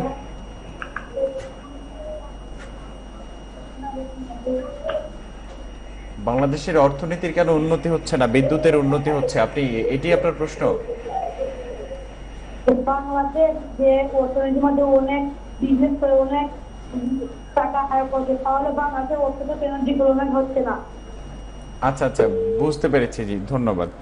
উনি অ্যাকচুয়ালি এরকম বোঝাতে যাচ্ছে যে আমরা বিভিন্ন সেক্টরে বাংলাদেশ বিজনেস করছে, কিন্তু সার্বিক অর্থনীতির কেন উন্নয়ন হচ্ছে না। আসলে দর্শক আপনাকে একটু জানিয়ে রাখি, আপনি এই প্রশ্নটা নিশ্চয়ই আপনার নিজের দেশের যে একটা দেশপ্রেম সেখান থেকে জানতে ইচ্ছা করেছে যে বাংলাদেশ বিভিন্ন সেক্টর নিয়ে আমরা ব্যবসা বাণিজ্য করছি, দিনকে দিন বিভিন্ন সেক্টরে আমাদের ব্যবসায় পদার্পণ হচ্ছে, কিন্তু সার্বিক উন্নয়ন এখনো কেন দৃষ্টিতে পড়ছে না। আসলে আমাদের দেশের যদি আমরা বয়স বলে আমরা কিন্তু এখনো শৈশবে রয়েছে, আমরা বিভিন্ন সেক্টরে মাত্রই পদার্পণ করছি, আমরা ছড়িয়ে যাচ্ছে আমাদের বাণিজ্য, আমাদের অর্থনীতির প্রেক্ষাপট। আপনাদের সবাইকে আরো একটু হয়তো ধৈর্য ধরতে হবে আমাদের এই সার্বিক উন্নয়ন চোখে পড়ার জন্য। কিছু দৃশ্যমান হচ্ছে না যে তা ঠিক না, একেবারে যে দৃশ্যমান হচ্ছে না সেটিও না, আমাদের আরো জানতে হবে, আরো বুঝতে হবে। আমরা সোলার এবং জাতীয় গ্রিড প্রসঙ্গে ছিলাম। তো যখন সরকার যেটা করলো যে হঠাৎ করে বাধ্য করে দিল সবাইকে, কিন্তু সাধারণ মানুষের ভিতরে কিন্তু সচেতনতা তৈরি হলো না। পাশাপাশি ওটা সরকার আসলে এটা কিভাবে সে ব্যবহার করবে এটা নিয়ে কোনো নীতিমালা তখন কিন্তু তৈরি হয়নি। তো যখন মানুষ বাধ্য হয়ে সে হয়তো একটা বাসার জন্য যদি 10% দরকার হয়, তার হয়তো বা 1000 ওয়াট বা 1500 ওয়াট দরকার হতো। তো 1500 ওয়াট তখনকার সময়ের যে প্রাইস, তাতে প্রায় 4 থেকে 5 লাখ টাকা তার খরচ হতো এই সোলারটা নিতে গেলে। তো সে কিন্তু জানছে না যে কিভাবে সে ইউজ করবে, কারণ স্বাভাবিকভাবে বলেছি যে সোলারটা ডিসি বিদ্যুৎ তৈরি করে, আর আমাদের লাইট সবকিছু কিন্তু আমরা এসি ইউজ করি বাসা বাড়িতে। তো একদিকে সে ডিসি তৈরি করছে, আমার অন্যান্য সব অ্যাপ্লায়েন্স গুলো এসি, সে কিভাবে সে চালাবে সেটাও সে জানে না। আবার যদি ওই ডিসিটাকে এসি করতে হয় যে ইনভার্টার, তার জন্য তাকে আরো 40-50 হাজার টাকা খরচ করতে হতো, সে ওইটাও খরচ করতো না। সব মিলে হলো কি, সরকার বাধ্য করে দিয়েছে, সবাই বাসা লাগাতো কিন্তু ওইভাবেই পড়ে থাকতো। তো তখন কিন্তু আমরা একটা দাবি তুলেছিলাম যে সরকারের উচিত এটাকে সরকার কিনে নেওয়া, বা ন্যাশনাল গ্রিডের সাথে হোক বা বাসার যে লাইন তার সাথে হোক একটা সিনক্রোনাইজের ব্যবস্থা করে দেয়া। তো ওই সময়টাতে আসলে প্রযুক্তি আমরা অত আগাতে না পারলে একটা পর্যায়ে কয়েক বছর পরে আমরা দেখলাম এই জিনিসটা অ্যাভেলেবেল হলো, আমরা সরাসরি সোলারটাকে বাসার মিটারের সাথে করে দিতাম। ফলে যেটা হতো, যখন দিনের বেলাতে যখন সূর্যের আলো থেকে বিদ্যুৎ উৎপাদন হতো, তখন তার যে অ্যাপ্লায়েন্সগুলো চলতো সেটা সরাসরি ওটা থেকে কিছুটা অংশ চলতো। অর্থাৎ তার যদি সোলার থেকে সাপোজ 100 ওয়াট তৈরি হতো, তার বাসায় যদি 300 ওয়াট দরকার হতো, তখন ওই 200 আরবি থেকে বা ডেস্কো থেকে নিত, 100 সোলার থেকে নিত। এইভাবে একটা তৈরি হলো। তারপরে যেটা দেখা গেল যে আমাদের এখন অ্যাপার্টমেন্ট সিস্টেমে তো দেখা গেল যে একটা বিল্ডিং এ 40টা অ্যাপার্টমেন্ট, সোলার একটা, ও কার বাসায় কানেকশন দিবে? আচ্ছা, তো এটা কি কমন লাইনে দিবি কিনা? তো কমন লাইনে তো দিনের বেলা কিছু চলে না সাধারণত, কমন লাইন সাধারণত আউটডোর সার্ভিস এগুলো ইউজ হয়, আবার লিফট অনেক বেশি, সেটা তো ইউজ হচ্ছে না, তাহলে কি হবে? তো এই জায়গাটাতে কিন্তু একটা গ্যাপ ছিল দীর্ঘদিন। পরবর্তীতে লাস্ট কয়েক বছর আমরা এসে দেখলাম যে গভর্নমেন্ট, যেটা বাইরের দেশে হয়, যে নেট মিটারিং পদ্ধতি, অর্থাৎ আমার যে সোলারটা আমার বাসায় লাগছে না, আমার সাপোজ আমার সোলার আছে 1 কিলোওয়াট, আমার বাসায় লাগছে এখন 200 ওয়াট, বাকি আমি যে 800 ওয়াট আছে আমি এটা চাইলে সরকারকে দিয়ে দিতে পারবো, এই সিস্টেমটা চলে আসে। এবং আমাদের দেশে লাস্ট কিছুদিন হলো এটাকে আমরা চালু করেছি, এবং অলরেডি আপনি খুশি হবেন এই সিস্টেমটাতে অলমোস্ট আমরা 8 মেগাওয়াট আমাদের বিদ্যুৎ অলরেডি গভর্নমেন্টের এসে জমা হচ্ছে। যে অর্থাৎ আমার যে সোলার প্যানেলটা আছে সেটা আমার ফ্যাক্টরিতে হোক, আমার বাসায় হোক, আমি ইউজের পরে যদি আমার না দরকার হয়, বাকিটা আমার গ্রিডে চলে যাবে সরাসরি, আমি লাইনের সাথে থাকবে, যেটা থাকবে না সেটা অটোমেটিক্যালি চলে যাবে। আচ্ছা আচ্ছা, নেট মিটারিং পদ্ধতি। এবং এই ক্ষেত্রে যেটা হচ্ছে যে আমার যে মাস শেষে যে বিল আসছে, আমার সাপোজ এই মাসে আমি 500 ওয়াট খরচ হয়েছে, আর আমি আমার সোলার যখন ছিল তখন 100 ওয়াট চলে গিয়েছে, তার মানে আমাকে যখন বিদ্যুৎ বিল আসবে তখন 500 থেকে 100 মাইনাস করে বাকি 400 ইউনিটের জন্য আমাকে পে করতে হবে। আমরা জলবিদ্যুৎ উৎপাদন দেখি, আমরা বিশ্বের অনেক দেশে এরকম নির্ভরশীলতাও রয়েছে, আমরা বাতাসকে ব্যবহার করে বিদ্যুৎ উৎপাদন দেখি। আমাদের দেশে আমরা যদি জাতীয় গ্রিডের আমদানি বা আমাদের নিজস্ব উৎপাদিত বিদ্যুতের বাইরে দেখি, শুধুমাত্র আমরা সোলার বিদ্যুৎকেই কিছুটা দেখব। আমরা এর বাইরে আর কি কি আমাদের উপাদান কাজে লাগিয়ে বিদ্যুৎ উৎপাদন করতে পারি এবং জাতীয় গ্রিডে যোগ করতে পারি, সেই প্রসঙ্গ আপনার কাছ থেকে জানবো। তবে আমরা আরেকটি বিরতি নিচ্ছি। হ্যালো দর্শক, আপনারা দেখছেন বিজনেস টুডে। নিচ্ছি ছোট্ট একটি বিরতি, ফিরছি বিরতির পর।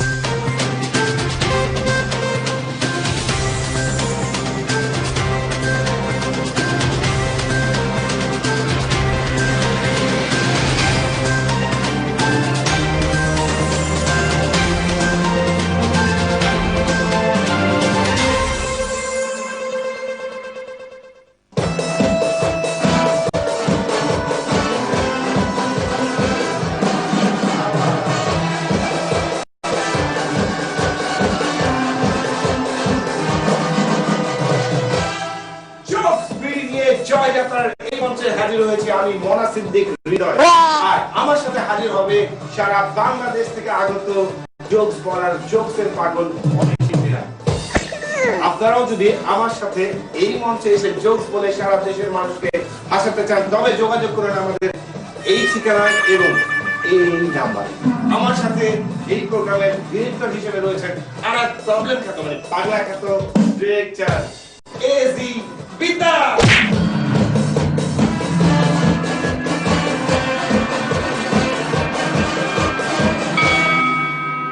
সরাসরি অনুষ্ঠান জয়যাত্রা দেশ সংযোগ দেখার। সকল দেশের রানী সেজে আমার জন্মভূমি। এই প্রিয় জন্মভূমিতে রয়েছে হাজারো ইতিহাস, ঐতিহ্য ও সংস্কৃতি। এই বিষয়গুলি শেকড় থেকে তুলে আনতে দেশের প্রতিটি জেলা ও উপজেলায় রয়েছে আমাদের দক্ষ অভিজ্ঞ প্রতিনিধি। শরীফ প্রধান, আপনি কি আমাকে শুনতে পাচ্ছেন? জি, আমি আপনাকে শুনতে পাচ্ছি। এই সকল প্রতিনিধিদের সংযোগে প্রতিদিন বিকাল 3টা 30 মিনিটে সরাসরি সম্প্রচারিত হচ্ছে জয়যাত্রা দেশ সংযোগ। জয়যাত্রার স্টুডিও থেকে আপনাদের স্বাগত জানাচ্ছি। জয়যাত্রা টেলিভিশনের মাধ্যমে মানুষের ঘরে ঘরে পৌঁছে দেওয়ার চেষ্টা করছি। আমি অফিসের সঙ্গে যোগাযোগ রাখবো সার্বক্ষণিক। দেশ এবং বিদেশের সকল দর্শকদের রাজ্যের সম্পর্কে জানাতে চাই। আমাদের দেশ মাদক মুক্ত হবে। এখানে অতি দ্রুত একটি ফুট ওভারব্রিজ দরকার। গোমতী নদী হচ্ছে আমাদের ঐতিহ্য, আমাদের গর্ব, অহংকারের একটি অংশ। দেখতে চোখ রাখুন শুধুমাত্র জয়যাত্রা টেলিভিশনে। প্রবাসীদের প্রিয় অনুষ্ঠান প্রবাস timing. Hello, how are you doing? দেশের উন্নয়ন ও অগ্রযাত্রার অন্যতম অংশীদার আমাদের প্রিয় প্রবাসী ভাই ও বোনেরা তাদের সুখ দুঃখ, হাসি কান্না, আনন্দ, বিনোদন ও সফলতার জীবনচিত্র নিয়ে সাজানো আমাদের বিশেষ আয়োজন প্রবাস টাইম। তথ্যবহুল একটি অনুষ্ঠান। প্রবাস টাইম। আমি সমস্ত প্রবাসীকে আমার পাশে চাই। তার পাশে আছি। তাদের কারণে কিন্তু আমাদের রেমিটেন্স আমাদের বৃদ্ধি পেয়েছে। দেশের উন্নয়নে ভূমিকা রাখে। প্রবাসীদের মাঝে এসে কেমন লাগছে? অত্যন্ত ভালো লাগতেছে। তোমার মধ্যে শুধু বিরহের গান কেন? যারা লিখেন গান তাদের মধ্যে মনে বিরহ বেশি। আপনার সফলতার পেছনের রহস্য। আমি একজন যোদ্ধা, আমি যুদ্ধ করে চলছি, আমার যুদ্ধ এখন শেষ হয় নাই। নিয়মিত দেখতে চোখ রাখুন শুধুমাত্র জয়যাত্রা টেলিভিশনে।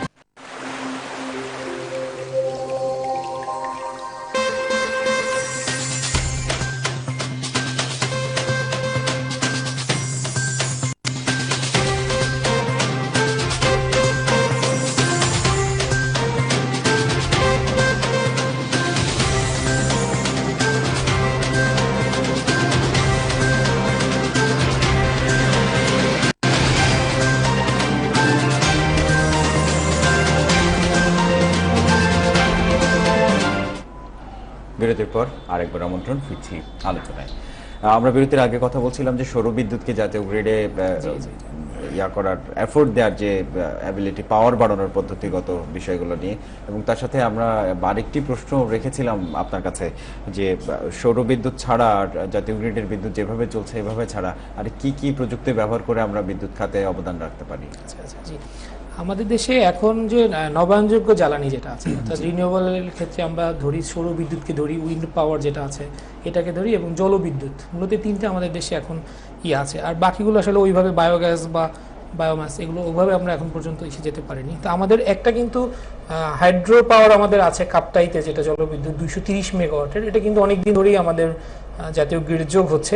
পাশাপাশি সোলারের ক্ষেত্রে যেটা হচ্ছে আমাদের অলমোস্ট 347 মেগাওয়াট কিন্তু আমাদের বাংলাদেশে বর্তমানে সোলার থেকে বিদ্যুৎ উৎপাদিত হচ্ছে। যদিও এটা জাতীয় গ্রিডে মনে হয় যে আমি যতটুকু জানি 8 মেগাওয়াট শুধু নেট মিটারিং সিস্টেমে অ্যাড হয়েছে, বাকিটা এখনো ইন্ডিভিজুয়াল পর্যায়েই আছে। তো সেক্ষেত্রে আসলে যেটা হচ্ছে সোলারটা থেকে যত সহজে বিদ্যুৎ জেনারেট করা যায়, রিনিউয়েবল এনার্জির অন্যগুলো কিন্তু এত সহজে পারা যায় না। কারণ আপনি জলবিদ্যুৎ করতে গেলে আপনাকে বিশাল একটা ক্যাচমেন্ট এরিয়া নিতে হবে, যেটা আমরা কাপ্তাইতে পেয়েছিলাম। এভাবে আসলে পাওয়াটা কিন্তু একটু ডিফিকাল্ট, কারণ আমাদের ওই দেশের সামগ্রিক অবস্থাভাবে নেই। আবার ইসের ক্ষেত্রে, উইন্ডের ক্ষেত্রে যেটা হয়, আমাকে সবসময় একমুখী বাতাস দরকার হয়, বাতাসের ফ্লোটা একদিক থেকে আসবে। কিন্তু আমাদের দেশের ভৌগোলিক অবস্থানের কারণে আমরা কিন্তু মানে একটা সময় উত্তর দিক থেকে আমাদের বাতাসটা আসে, আবার একটা সময় দক্ষিণ দিক থেকে। সো যার কারণে কিন্তু আমরা উইন্ডটাকে ওইভাবে করতে পারিনি। আমাদের এক্ষেত্রে কি আমাদের সমুদ্র সৈকতগুলোকে ব্যবহার করতে পারি? সমুদ্র সৈকতগুলো আমরা কিন্তু একটা অলরেডি আমাদের ইসের একটা সমুদ্র সৈকত, একটা কুতুবদিয়াতে কিন্তু আমাদের একটা আছে, কিন্তু এটা আসলে এখন আমাদের খুব ভালো রান করছে এরকম বলবো না, খুবই ছোট পরিসরে এটা আমাদের করা। আমার কাছে মনে হয় যে এটা নিয়ে যদি আমরা একটু ফিজিবিলিটি টেস্ট করা হয় সম্ভব, বিশেষ করে আপনার নোয়াখালীর যে চর অঞ্চলগুলো হাতিয়ার যে এই অংশগুলো যে অংশ এগুলোতে কিন্তু আমরা চেষ্টা করলে অথবা এখানে করা সম্ভব। যদি এখানে গভর্নমেন্ট আর একটু ফিজিবিলিটি টেস্ট করে আমার মনে হয় যে এখান থেকে সম্ভব। জি জি। আর জলবিদ্যুৎটা আমাদের জন্য একটু ডিফিকাল্ট, কারণ আমাদের দেশের আসলে পানির প্রবাহটা নদী থেকেই, হ্যাঁ নদীমাতৃক দেশে আমাদের জলবিদ্যুৎ উৎপাদনে কেন পিছিয়ে বলতে যে বললাম যে সেম একই সমস্যা উইন্ডের মতো, অর্থাৎ পানিটাকে একদিকে প্রবাহ থাকতে হবে। আমাদের দেশে আমরা জানি যে জোয়ার এবং ভাটা হয়, অর্থাৎ এক সময় যায় এবং আসে, ওই জায়গাটাতে কিন্তু বিদ্যুৎ কাজ করে না। আপনি দেখবেন আমাদের পার্শ্ববর্তী দেশে কিন্তু জলবিদ্যুৎটা খুব জনপ্রিয়। জি, ওদের যেটা সুবিধা হয় যে পাহাড়ি ঢলের যে একটা পানি ফ্লোটা একদিকে, ও কিন্তু ওর মাঝে মাঝে আপনি যদি আমার খুব কাছে যে আপনার সিকিমের এই সাইডটাতে যদি আপনি যান, তিস্তার যে এটা হিমালয় থেকে আসছে, ওখানে আপনি যদি মানে তিস্তা ধরে যদি রোডটা ধরে আপনি আসেন, দেখবেন পথে বেশ কিছু জলবিদ্যুৎ প্রকল্প আছে। কারণ ওর পানির স্রোতটা হচ্ছে আমার হিমালয় থেকে এসে সে সমুদ্রের দিকে চলে আসতেছে, একমুখী চলে আসতেছে, যার কারণে সে কিন্তু এই বাঁধগুলো দিতে পারছে। আমরা ফারাক্কা বাঁধের কথা জানি, আমরা এই জিনিসগুলো কিন্তু তারা পাচ্ছে। আমাদের কিন্তু এই সুযোগটা নাই, এবং আমরা কাপ্তাইতেও যেটা করা হয়েছে এটা কিন্তু আসলে কৃত্রিম ভাবে পাহাড়েরকে তৈরি করা হয়েছে। আসলে এটা কিন্তু অনেক টাফ একটা জব, যার কারণে সোলার ছাড়া আমাদের এই মুহূর্তে খুব বেশি সম্ভাবনা আমি বলবো সহজলভ্য নাই। কিন্তু সোলারে এই যে আমাদের 347 মেগাওয়াট আছে, এটাকে যদি আমরা আরেকটু নেট মনিটরিং এর ক্ষেত্রে সচেতন হই, আমরা কিন্তু এটাকে পুরোটা নিয়ে আসতে পারি জাতীয় গ্রিডে। প্লাস আমরা এখন বিকল্প বিদ্যুৎ উৎপাদন বা নবায়নযোগ্যের ক্ষেত্রে কিন্তু সোলারটাকে যদি আমরা মেইন ফোকাসে রাখি, তাহলে যে সোলারের মার্কেটটা মানুষ যদি আমরা শুরুতেই একটা ব্যাপারে আস্থা হারিয়ে ফেলি, পরবর্তীতে কিন্তু সেটার প্রতি আমার আগ্রহ তৈরি করা অনেক কঠিন হয়ে যাবে। সো এখন দেখা যায় যে বিভিন্ন ইলেকট্রিক্যাল দোকানে সোলার প্যানেল বিক্রি হচ্ছে, বিভিন্ন নিম্নমানের জিনিসপত্র কিন্তু মানুষ কিনছে, প্রতারিত হচ্ছে, ভালো দাম গুনছে, ফিডব্যাক পাচ্ছে না, বা যেরকম সাপ্লাইয়ের প্রত্যাশা নিয়ে সেটা বাই করছে, পরবর্তীতে সাপ্লাইটা ওরকম আসছে না। তো এই যে শুরুর দিকে প্রতারিত যেন মানুষ না হয়, এই জন্য যথেষ্ট মনিটরিং কি হচ্ছে আমাদের বাজারগুলোতে? আমি একটা মজার অভিজ্ঞতা শেয়ার করি। আমাদের দেশে যখন সোলারটা মানে ইসের পর্যায়ে আসলো, আবাসিক বিল্ডিং এর ক্ষেত্রে কানেকশনের বাধ্যতামূলক করা হলো, তো সোলারের ক্ষেত্রে যে প্যানেলটা তৈরি করা হয়, আপনি দেখবেন একটা সোলার কিন্তু একটা প্যানেল থাকে, এই প্যানেলটা ইফিসিয়েন্সির উপর ডিপেন্ড করে সে কতটুকু বেশি বিদ্যুৎ উৎপাদন করবে। এখন যদি একটা প্যানেলের যদি সাধারণত আমাদের দেশে যে প্যানেল আসে, এটা 14 থেকে 15% হচ্ছে ইফিসিয়েন্সি, অর্থাৎ টোটাল পার স্কয়ার ফিটে 14% এর মতো ইফিসিয়েন্সি, টোটাল ইলেকট্রিসিটি 14% সে জেনারেট করতে পারে। এখন যখন এই পার্সেন্টেজটা আরো বাড়বে, তখন হবে কি সে কম জায়গায় বেশি বিদ্যুৎ উৎপাদন করতে পারবে। এখন যখন আমার 14 থেকে 17% হয়ে যাবে, তখন আমি একই প্যানেলে আরো বেশি বিদ্যুৎ প্রোডাকশন করতে পারবো। তো আমাদের গভর্নমেন্ট যখন একটা পাওয়ার মন্ত্রণালয় থেকে সেল তৈরি করলো যে এই সোলারটা ঠিকভাবে লাগাচ্ছি কিনা আমরা মনিটর করবো, তখন তারা পিডিবির একটা টিম, ডেস্কো থেকে একটা টিম তৈরি করলো, ডিবিডিসির টিম তৈরি করলো। তারা কি করলো, প্যানেলের এফিসিয়েন্সি মেজারমেন্ট না করে তারা ফিতা দিয়ে প্যানেলের সাইজ মাপা শুরু করলো। তারা একটা থাম্ব রুলে ধরিয়ে নিয়েছে সব 14% এফিসিয়েন্সি, সো এই সাইজে এত % আসে। তো যে এখন ভালো করে প্যানেল ইউজ করবে, তার তো আমি যখন 3% এখান থেকে কমিয়ে দিচ্ছি, তার আমার 100 ওয়াটের প্যানেলটা কিন্তু অলরেডি 3% নাই, সেখানে চলে যাচ্ছে। তো 1000 ওয়াটে কিন্তু আমার একটা পার্সেন্টেজ আমি হারাই ফেলছি। তো ওইভাবে যখন শুরু করলো, তখন যেটা হলো, আমাদের দেশে যারা ব্যবসায়ীরা তারা দেখলো আমার ভালো এফিসিয়েন্সি প্যানেল বিপদে পড়বো, তখন তারা কি করলো, আরো খারাপ এফিসিয়েন্সি 10% এফিসিয়েন্সি প্যানেল আসা শুরু করলো। মানে আমার সাইজ দেখেই যদি এখন মন্ত্রণালয় কি করছে, সে প্যানেলের সাইজ মেপে দেখছে ঠিক আছে 100 ওয়াটের জন্য প্রযোজ্য, সে তো অথবা 15% ইফিসিয়েন্সি দিচ্ছে, যখন 10% আছে তখন 80 ওয়াটের হয়ে গেছে। তখন ব্যবসায়ীরা কি করলো, এখানে আরো সুযোগ নিয়ে তারা মানে এখন যে মানুষটা কিনছে সে তো আর এত এফিসিয়েন্সি বোঝার কথা না, সাধারণ মানুষ এটা বুঝবে না, সে তো প্যানেল দেখছে, মন্ত্রণালয় অ্যাপ্রুভ করে দিয়েছে, তার মানে আমার বাসায় ঠিক আছে। আলটিমেটলি তো সে 1 কিলোওয়াট লাগালে সে কিন্তু 80 ওয়াটের আউটপুট পাচ্ছে, 1000 ওয়াট কিন্তু সে পাচ্ছে না। তো এই জায়গাতে যদি মনে করেন যে গভর্নমেন্ট যে ভুল শুরুতেই চলা শুরু করেছে এবং বাসা বাড়িতে লাগিয়ে দিয়ে গিয়েছে, ওই পর্যন্ত শেষ, আর গভর্নমেন্টের কোনো ভূমিকা রাখে নাই। আমরাও মনে করছি টাকাটা হয়তোবা বিদ্যুতের কানেকশনের জন্য আমরা মিসেলিয়াস দিয়ে দিয়েছে, কিন্তু এই আপনি দেখবেন এখন ঢাকার কিন্তু প্রত্যেক বাসার ছাদে কিন্তু আপনি সোলার দেখবেন। এইটাকে যদি গভর্নমেন্ট ন্যাশনাল গ্রিড আন্ডারে নিয়ে আসতে পারে, কিন্তু খুব বেশি খরচও হয় না। ন্যাশনাল গ্রিড আনতে পারে যে হ্যাঁ, তুমি তোমার সোলার থেকে যে প্রতি মাসে যে 100 ওয়াট তৈরি হচ্ছে, এটা আমাকে তুমি দাও, আমি তোমার বিলের সাথে অ্যাডজাস্ট করবো। তখন কিন্তু অটোমেটিকলি গভর্নমেন্টই বিদ্যুৎটা পেয়ে যাচ্ছে, আর যে সাধারণ মানুষ সেও চিন্তা করবে আমার তো সোলার থেকে লাভই হলো, কারণ আমি প্রতি মাসে রিপিট পাচ্ছি, সে আমি বিদ্যুৎ বিলের সাথে ইসের সাথে আমি সুবিধাটা পাচ্ছি। এক্ষেত্রে কিন্তু একটা মানে অলরেডি আমার যে 347 মেগাওয়াট আছে, এটি কিন্তু আমার যোগ হয়ে যাবে। পাশাপাশি দেখবেন আপনি, আমার একটা নিজের একটা প্রজেক্ট ছিল, এটা হচ্ছে হবিগঞ্জে, এটা গোল প্রজেক্ট বাংলাদেশের স্পিনিং মিলের। তারা ওখানে 10 মেগাওয়াটের একটা সোলার প্যানেল করেছে, মূলত গ্রিনের কনসেপ্টে তারা তাদের স্পেসটা ইউজ করার জন্য। বা আপনি দেখবেন বিভিন্ন ফ্যাক্টরিগুলোতে যে শেডগুলো থাকে উপরে, সেটা কিন্তু ফাঁকা থাকে। হ্যাঁ। ওই জায়গাগুলোতে যদি আমরা সোলার প্যানেল বসিয়ে দিতে পারতাম এবং এটা যদি কোম্পানির সাথে বলা হতো ঠিক আছে তুমি এখানে সোলার বসাবা, তোমার বিদ্যুৎটা আমি কিনে নিব, কিনে নিব অথবা বিলের সাথে অ্যাডজাস্ট করবো, তখন কিন্তু ওই জায়গাগুলোতে আমরা ইজিলি ইউজ করতে পারি। তাহলে কিন্তু আমার নতুন ফসলের জমি খরচ করে কিন্তু আমাকে সোলার করতে হচ্ছে না। আমি আমার বিল্ডিং এর ছাদে, আমার ফ্যাক্টরির ছাদে আমি একই অবকাঠামোতে আমি দুটো কাজ করতে পারছি। ওখানে আমার এক্সট্রা শুধু প্যানেলের খরচটা আমার লাগছে, আমার কোনো ল্যান্ডের কোনো কস্ট যাচ্ছে না। সেক্ষেত্রে কিন্তু আপনি যদি পাবলিক পর্যায়ে ছেড়ে দেয় গভর্নমেন্ট, তাইলে কিন্তু এখান থেকে অনেক বিদ্যুৎ আসা সম্ভব। জাস্ট সরকারকে এবার সিরিয়াস হতে হবে এবং এটার অ্যাওয়ারনেসটা সবার কাছে পৌঁছে দেয়া যে আপনি এটা তৈরি, আপনার যে বিদ্যুৎটা আছে এটা আমার কাছে বিক্রি করেন।